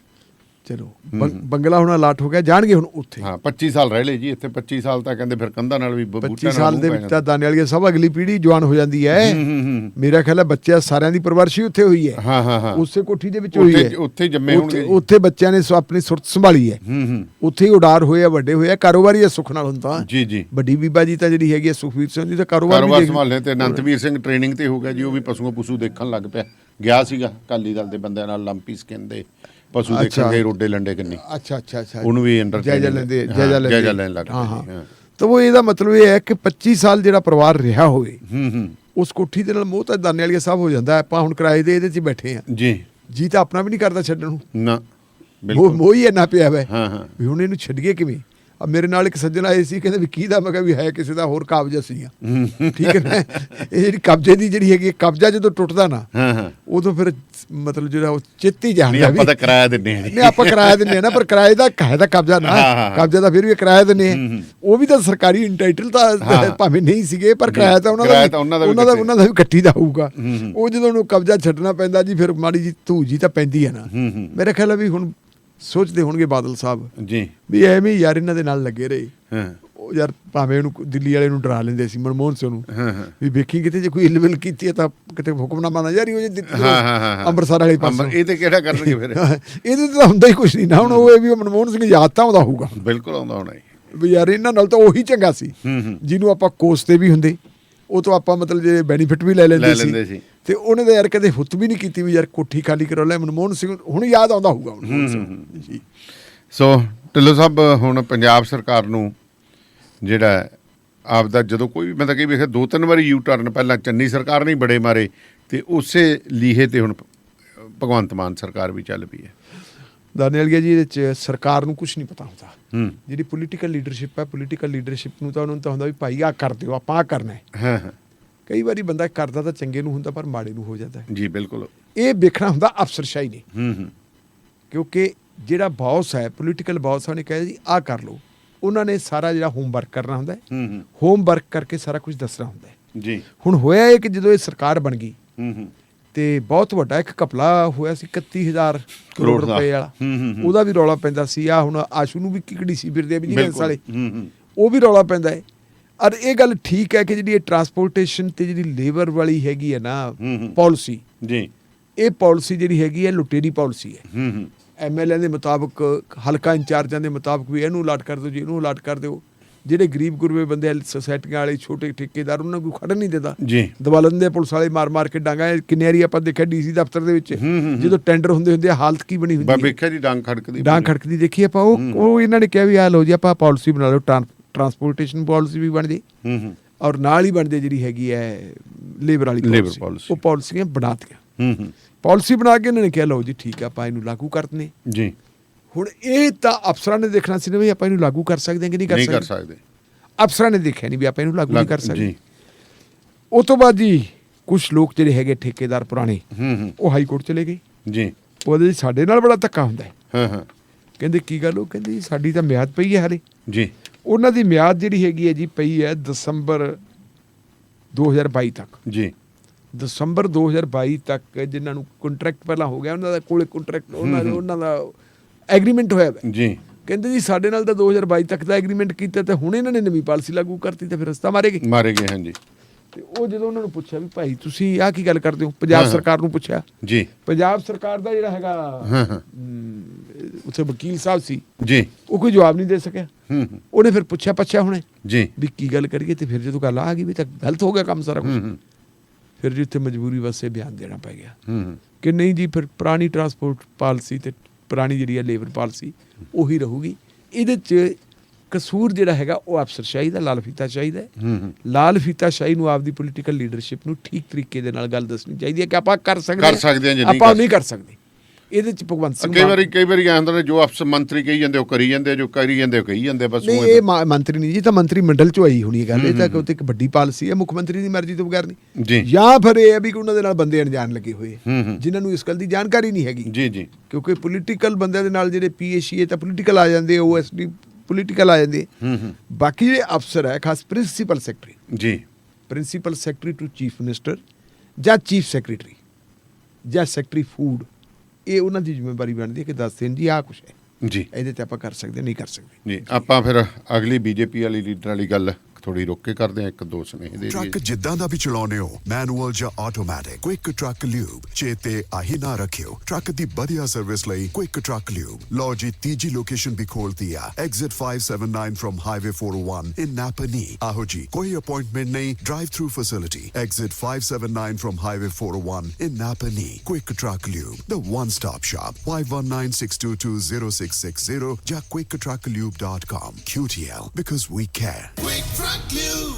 State line truck and trailer Virginia state line ਤੇ ਲੈ ਕੇ ਆਏ ਨੇ truck and trailer repair shop. Interstate 81 ਦੇ ਐਗਜ਼ਿਟ 323 ਆਪੋਜ਼ਿਟ ਫਲਾਈਂਗ ਜੇ ਟਰੱਕ ਸ਼ਾਪ, ਜਿੱਥੇ ਟਰੱਕਾਂ ਦੀ ਹਰ ਤਰ੍ਹਾਂ ਦੀ ਤਸੱਲੀ ਬਖਸ਼ ਮੁਰੰਮਤ ਕੀਤੀ ਜਾਂਦੀ ਹੈ। ਇਸ ਦੇ ਨਾਲ ਹੀ ਪਾਰਕਿੰਗ ਤੇ ਆਫਿਸ ਸਪੇਸ ਵੀ ਹੈ ਉਪਲਬਧ। ਪੂਰੀ ਰਾਤ, ਹਫਤਾਵਾਰ ਜਾਂ ਮਹੀਨਾਵਾਰ ਪਾਰਕਿੰਗ ਅਤੇ ਟਰੱਕ ਰਿਪੇਅਰ ਲਈ ਜ਼ਰੂਰ ਆਓ। ਵਧੇਰੇ ਜਾਣਕਾਰੀ ਲਈ ਸੰਪਰਕ ਕਰੋ 6812600050। ਹਾਏ ਮੈਂ ਵਿਆਹ ਵਾਸਤੇ ਕਿੰਨੀ ਸ਼ਾਪਿੰਗ ਕਰਨੀ ਸੀ। ਕੁੰਦਨ ਸੈੱਟ, ਜੜਾਊ ਸੈੱਟ, ਪੋਲਕੀ ਸੈੱਟ, ਹੀਰੇ ਵਾਲੇ ਸੈੱਟ, ਲਾਈਟ ਵੇਟ ਸੈੱਟ, ਲੈਣ ਦੇਣ ਨੂੰ ਕੜੇ, ਚੂੜੀਆਂ, ਨਗਾ ਵਾਲੀਆਂ ਮੁੰਦਰੀਆਂ, ਝੁਮਕੇ ਵਾਲੀਆਂ। ਹਾਏ ਮੈਂ ਕਿੱਥੇ ਜਾਵਾਂਗੀ। ਉਹ ਜੀ ਤੁਸੀਂ ਸਿੱਧਾ AC ਜਿਊਲਰ ਜਾਓ, ਜਿਨ੍ਹਾਂ ਕੋਲ ਨੇ 22 ਕੈਰਟ 골ਡ ਦੇ ਗਹਿਣਿਆਂ ਦੀ ਲੇਟੈਸਟ ਤੇ ਲਾਰਜ ਵੈਰਾਈਟੀ। ਔਰਤਾਂ, ਮਰਦਾਂ ਤੇ ਬੱਚਿਆਂ ਲਈ AC ਜੁਐਲਰਸ ਤੋਂ ਤੁਸੀਂ ਸਿਲਵਰ, ਡਾਇਮੰਡ ਜੁਐਲਰੀ ਵੀ ਲੈ ਸਕਦੇ ਹੋ। AC ਜਿਊਲਰ ਤੇ ਹਰ ਹਫਤੇ ਨਵੀਂ ਸ਼ਿਪਮੈਂਟ ਆਉਂਦੀ ਹੈ। ਤੁਹਾਡੇ ਸਾਈਜ਼ ਅਤੇ ਤੁਹਾਡੇ ਪਸੰਦ ਦੇ ਗਹਿਣੇ 2 ਹਫ਼ਤਿਆਂ ਵਿੱਚ ਤਿਆਰ ਕਰਵਾ ਕੇ ਦਿੰਦੇ ਨੇ। AC ਜਿਊਲਰ ਤੋਂ ਤੁਸੀਂ ਰਿਪੇਅਰ ਵੀ ਕਰਵਾ ਸਕਦੇ ਹੋ। 24 ਕੈਰਟ ਦੇ 골ਡ ਬਿਸਕਟ ਖਰੀਦ ਅਤੇ ਵੇਚ ਵੀ ਸਕਦੇ ਹੋ। 25416 104th avenue, South East Kent. Call 253 656 2668 ਯਾਨੀ 2536562666। ਸੋ ਪ੍ਰੋਗਰਾਮ ਸ਼ਮਾਦਾਨ ਦੇ ਵਿੱਚ ਤੁਸੀਂ ਫਿਰ ਸਾਡੇ ਨਾਲ ਜੁੜ ਗਏ ਤੇ ਢਿੱਲੋਂ ਸਾਹਿਬ, ਆਪਾਂ ਗੱਲ ਕੀਤੀ ਸੀ 25 ਸਾਲ ਤੋਂ ਰਹਿ ਰਹੇ MP ਜੋੜੇ ਦੀ ਰਹਿਸ਼ ਦੀ, ਤੇ ਉਸ ਤੋਂ ਬਾਅਦ ਹੁਣ ਗੱਲ ਕਰਦੇ ਹਾਂ BJP ਦੀ ਇੱਕ ਮੁਅੱਤਲ ਆਗੂ ਨੂੰ ਜਿਹੜਾ ਹੈ ਪੁਲਿਸ ਨੇ ਰਿਮਾਂਡ ਤੇ ਲੈ ਰਿਹਾ ਹੈ। ਇਹ ਕੌਣ ਹੈ ਤੇ ਕਿੱਥੋਂ ਦੀ ਪੁਲਿਸ ਹੈ ਜੀ? ਕੀ ਆ ਸਾਰਾ ਮਾਮਲਾ? ਦਾਦੇਵਾਲੀਆ ਸਾਹਿਬ, ਗੱਲ ਇਹ ਹੈ ਵੀ ਕਈ ਵਾਰੀ ਆਪਾਂ ਨੂੰ ਲੱਗਦਾ ਕਿ ਵੱਡੇ ਲੋਕ ਹੈ। ਦੇਖਣ ਨੂੰ ਲੋਕ ਵੱਡੇ ਹੁੰਦੇ ਆ, ਕਲਗੀਆਂ ਵੀ ਲੱਗ ਜਾਂਦੀਆਂ, ਪੂਛਾਂ ਵੀ ਲੱਗ ਜਾਂਦੀਆਂ, ਪਰ ਬੰਦੇ ਛੋਟੇ ਹੁੰਦੇ ਜੀ। ਤੇ ਛੋਟੇ ਬੰਦੇ ਜਦੋਂ ਵੱਡੇ ਮੁਕਾਮਾਂ ਤੇ ਪਹੁੰਚ ਜਾਣ ਨਾ, ਉਦੋਂ ਸਮਝ ਲਓ ਵੀ ਤੁਸੀਂ ਆਮ ਲੋਕਾਂ ਦੀ ਖੈਰ ਤੱਕ ਕੀ ਹੋਣੀ ਹੈ, ਸਟੇਟ ਦੀ ਵੀ ਖੈਰ ਨਹੀਂ ਹੁੰਦੀ। ਤੇ ਜਿਨ੍ਹਾਂ ਪਾਰਟੀਆਂ ਨਾਲ ਉਹ ਜੁੜੇ ਹੁੰਦੇ ਆ, ਜਿਨ੍ਹਾਂ ਘਰਾਣਿਆਂ ਨਾਲ ਜੁੜੇ ਹੁੰਦੇ ਆ, ਖੈਰ ਉਹਨਾਂ ਦੀ ਵੀ ਨਹੀਂ। ਇਹ ਬੀਬੀ ਹੈ ਜੀ, ਜਿਹੜੀ ਬੀਬੀ ਦਾ ਨਾਂ ਸੀਮਾ ਪਾਤਰਾ ਜੀ, ਇੱਕ IAS ਆਫੀਸਰ ਦੀ ਵਾਈਫ ਹੈ ਜੀ। ਔਰ IAS ਆਫੀਸਰ ਕਿੱਥੋਂ ਦੇ ਜੀ? ਝਾਰਖੰਡ ਦੇ। ਸੈਕਟਰੀ ਲੈਵਲ ਤੱਕ ਦੇ ਤਾਂ ਗਏ ਹੁੰਦੇ, ਬਿਲਕੁਲ। ਅੱਜ ਕੱਲ੍ਹ ਉਹ ਰਿਟਾਇਰ ਹੋ ਗਏ। ਕਿਸੇ ਵੇਲੇ ਬੀਬੀ ਕਾਂਗਰਸ ਪਾਰਟੀ 'ਚ ਹੁੰਦੀ ਸੀ। ਫਿਰ ਜਿਵੇਂ ਕਾਂਗਰਸ ਪਾਰਟੀ ਦਾ ਪਾਣੀ ਲਹਿੰਦਾ ਗਿਆ ਤੇ BJP ਦਾ ਪਾਣੀ ਚੜ੍ਹਦਾ ਗਿਆ, ਤੇ ਇਹ ਚੜ੍ਹਦੀ ਤੇ ਚੜ੍ਹਾਉਣ ਵਾਲੀ ਇਹ ਲੋਕ ਬਦਲ ਜਾਂਦੇ ਬਿਲਕੁਲ। ਇਹ ਤਾਂ ਉਹਦੀ ਪਹਿਲਾਂ ਬਦਲ ਜਾਂਦੇ। ਇਹ ਇਹਨਾਂ ਨੇ ਜੀ ਦੇਖਿਆ ਵੀ ਉਹ ਜਿਵੇਂ ਸਰਕਾਰੀ ਅਫਸਰਾਂ ਵਾਲੀ ਕਹਾਣੀ ਹੈ ਨਾ, ਤੇ ਬੀਬੀ ਨੇ ਵੀ ਦੇਖ ਲਿਆ ਵੀ ਹੁਣ ਕਾਂਗਰਸ ਤੋਂ ਕੀ ਲੈਣਾ। ਸ਼ਾਇਦ ਇਹਨੇ 91 ਦੇ ਵਿੱਚ ਇਲੈਕਸ਼ਨ ਵੀ ਲੜੀ ਸੀ। ਅੱਛਾ ਜੀ। ਪਾਰਲੀਮੈਂਟ ਦੀ ਇਲੈਕਸ਼ਨ ਲੜੀ ਸੀ ਝਾਰਖੰਡ 'ਚ। ਇਹ ਬੀਬੀ ਜੀ ਚਲੇ ਗਏ ਭਾਰਤੀ ਜਨਤਾ ਪਾਰਟੀ 'ਚ, ਤੇ ਭਾਰਤੀ ਜਨਤਾ ਪਾਰਟੀ ਨੇ ਇਹਨਾਂ ਨੂੰ ਇੱਕ ਬਹੁਤ ਵੱਡੀ ਜ਼ਿੰਮੇਵਾਰੀ ਦੇ ਦਿੱਤੀ। ਜ਼ਿੰਮੇਵਾਰੀ ਅਜਿਹੀ ਦਿੱਤੀ ਜੀ ਕਿ ਬੀਬੀ ਨੇ ਉਸ ਜ਼ਿੰਮੇਵਾਰੀ ਦੀਆਂ ਧੱਜੀਆਂ ਆਪ ਹੀ ਉਡਾਤੀਆਂ। ਮੋਦੀ ਸਾਹਿਬ ਦਾ ਇੱਕ ਨਾਰਾ ਹੈ, ਬੇਟੀ ਬਚਾਓ ਬੇਟੀ ਪੜਾਓ। ਬਿਲਕੁਲ। ਇਹਨੂੰ ਇਹ ਮਿਸ਼ਨ ਬੇਟੀ ਬਚਾਓ ਬੇਟੀ ਪੜਾਓ ਦੀ ਝਾਰਖੰਡ ਦੀ ਇੰਚਾਰਜ ਲਾਤਾ, ਸਟੇਟ ਲੈਵਲ ਦੀ। ਲਓ ਜੀ, ਸੁਨੀਤਾ ਨਾਂ ਦੀ ਇੱਕ ਬੀਬੀ ਜਿਹੜੀ ਆਦਿਵਾਸੀ ਸੀ, ਉਹ ਕਿਤੇ ਫਿਰਦੀ ਤੁਰਦੀ ਇਹਨਾਂ ਦੇ ਸੰਪਰਕ 'ਚ ਆ ਗਈ, ਤੇ ਉਹਨੂੰ ਕਹਿੰਦੇ ਸਾਡੇ ਘਰੇ ਕੰਮ ਕਰਿਆ ਕਰੋ। ਅੱਛਾ ਜੀ। ਉਹ ਜੀ ਕੰਮ ਕਰਨ ਲੱਗ ਗਈ। ਕੰਮ ਕਰਨ ਲੱਗੇ, ਉਹ ਤੋਂ ਕੰਮ ਕਰਾਉਣ ਲੱਗੇ ਘਰੇਲੂ ਨੌਕਰ ਦੇ ਤੌਰ ਤੇ। ਤੇ ਫਿਰ ਉਹਦੇ ਨਾਲ ਇੰਨਾ ਮਿਸਬਿਹੇਵ ਸ਼ੁਰੂ ਕਰਤਾ ਕਿ ਮਾੜੀ ਜੀ ਗੱਲ ਹੋ ਜਾਣੀ ਉਹਨੂੰ ਤੇ ਕਟਾਪਾ। ਹੂੰ ਇੱਥੋਂ ਤੱਕ ਕਿ ਤਪਿਆ ਹੋਇਆ ਤਵਾ ਵੀ ਉਹਦੇ ਜਿਸਮ ਤੇ ਲਾਓ। ਉਹ ਵਾਹ ਗੱਲ ਇੱਥੇ ਨਹੀਂ ਮੁੱਕੀ, ਹੂੰ ਹੂੰ ਇੱਧਰ ਥੱਪੜ ਮਾਰ, ਇੱਧਰ ਮਾਰ, ਜੋ ਚੀਜ਼ ਹੋਣੀ, ਦੰਦ ਵੀ ਤੋੜਤੇ ਉਹਦੇ ਹੂੰ ਹੂੰ ਰੌਡ ਮਾਰ ਮਾਰ ਕੇ, ਉਹਦੇ ਜ਼ਖਮਾਂ ਤੋਂ ਪਿਸ ਬੰਦਾ ਜਦੋਂ ਇੰਨਾ ਇੱਕ ਕਿਸਮ ਦਾ ਬੰਧੂਆ ਮਜ਼ਦੂਰ ਬਣ ਜਾਏ, ਹੂੰ ਹੂੰ ਬਾਹਰ ਅੰਦਰ ਜਾਵੇ ਨਾ, ਮੈਂਟਲੀ ਵੀ ਉਹ ਡਿਸਆਰਡਰ ਹੋ ਜਾਂਦਾ ਹੀ ਹੋ ਜਾਂਦਾ। ਕਈ ਵਾਰੀ ਕੀ ਕਰਨਾ ਵੀ ਜਦੋਂ ਇਹ ਕੁੱਟਮਾਰ ਹੁੰਦੀ ਤੇ ਉਹ ਬੀਬੀ ਦਾ ਪਿਸ਼ਾਬ ਨਿਕਲ ਜਾਂਦਾ। ਅੱਛਾ ਜੀ। ਫਿਰ ਉਹਨੂੰ ਕਹਿੰਦੇ ਫਰਸ਼ ਨੂੰ ਸਾਫ਼ ਕਰ, ਹੂੰ ਕੱਪੜੇ ਨਾਲ ਨਹੀਂ, ਪਾਣੀ ਨਾਲ ਨਹੀਂ, ਜੀਭਾਂ ਨਾਲ ਜੱਟ, ਐਡੀ ਜਾਲਵਾ ਐਡੀ ਚ ਉਹ ਵੀ ਇਹ ਤਾਂ ਫਿਰ ਮੈਂਟਲੀ ਸਿੱਕ ਹੋਈ ਇਹ ਮੈਂਟਲੀ ਸਿੱਖ ਹੋਣੀ ਹੈ। ਮਤਲਬ ਤੁਸੀਂ ਦੇਖੋ ਵੀ ਉਹ ਜੀਭਾਂ ਨਾਲ ਚਟਾਉਂਦੀ। ਹੂੰ ਹੁਣ ਉਹ ਬੀਬੀ ਦੀ ਹਾਲਤ ਸੁਨੀਤਾ ਦੀ ਇੰਨੀ ਭਿਆਨਕ ਬਣ ਗਈ ਹੂੰ ਹੂੰ ਵੀ ਉਹਦੇ ਕੋਲ ਕਿਤੇ ਉਹਨੇ ਕਿਹਾ ਇਹ ਜਾਂਦਾ ਕਿ ਉਹ ਬੀਬੀ ਨੇ ਮੋਬਾਈਲ ਤੋਂ ਕਿਸੇ ਸਰਕਾਰੀ ਅਫੀਸ਼ੀਅਲ ਨੂੰ ਫੋਨ ਕਰਤਾ, ਹੂੰ ਕਿਸੇ ਕਲਰਕ ਬਾਬੂ ਨੂੰ ਕਰਤਾ ਕਿ ਮੇਰੀ ਹਾਲਤ ਬਹੁਤ ਮਾੜੀ ਹੈ ਜੀ। ਝਾਰਖੰਡ ਦੇ ਵਿੱਚ। ਮੇਰਾ ਖਿਆਲ ਹੈ ਵੀ ਉਹ ਤਾਂ ਵਿਚਾਰੀ ਇੰਨੇ ਕਾਬਲ ਹੀ ਨਹੀਂ ਹੋਣੀ। ਹੂੰ ਹੋ ਸਕਦਾ ਕਿ ਇਹਨਾਂ ਦੇ ਨਾਲ ਕੋਈ ਗਨਮੈਨ ਲੱਗਿਆ ਵਾ, ਕੋਈ ਵਰਕਰ ਵਗੈਰਾ ਹੋ, ਉਹਨੂੰ ਤਰਸ ਆ ਗਿਆ ਹੋਣਾ। ਹੂੰ ਹੂੰ ਕਹਿੰਦੇ ਭਾਵੇਂ ਇਹ ਹੁਣ ਇਹ ਬਣਾ ਦਿੰਦੇ ਆ ਸਟੋਰੀ ਤਾਂ ਫਿਰ ਬਣਾਉਣੀ ਵੀ ਪੈਂਦੀ ਹੈ। ਬਣਾਉਣੀ ਪੈਂਦੇ ਨੇ ਮੁੰਡੇ ਨੇ, ਹਾਂ ਇਹਦੇ ਮੁੰਡੇ ਨੇ ਕੀਤੀ ਹੈ। ਹਾਂ ਵੀ ਇਹਨੇ ਆਪ ਬੀਬੀ ਨੇ ਮੈਸੇਜ ਕਰਤਾ। ਹੂੰ। ਮੈਸੇਜ ਜਿਹੜੀ ਵਿਚਾਰੀ ਇੰਨੀ ਬਧੂਆ ਮਜ਼ਦੂਰ ਬਣੀ, ਉਹਨੂੰ ਉਹਨੇ ਕਿੱਥੇ ਕੀ ਮੈਸੇਜ ਕਰਨਾ? ਕਰਨਾ ਹੁੰਦਾ, ਕਿਵੇਂ ਉਹਨੂੰ ਆਪਰੇਟ ਕਰਨਾ ਹੁੰਦਾ ਹੈ।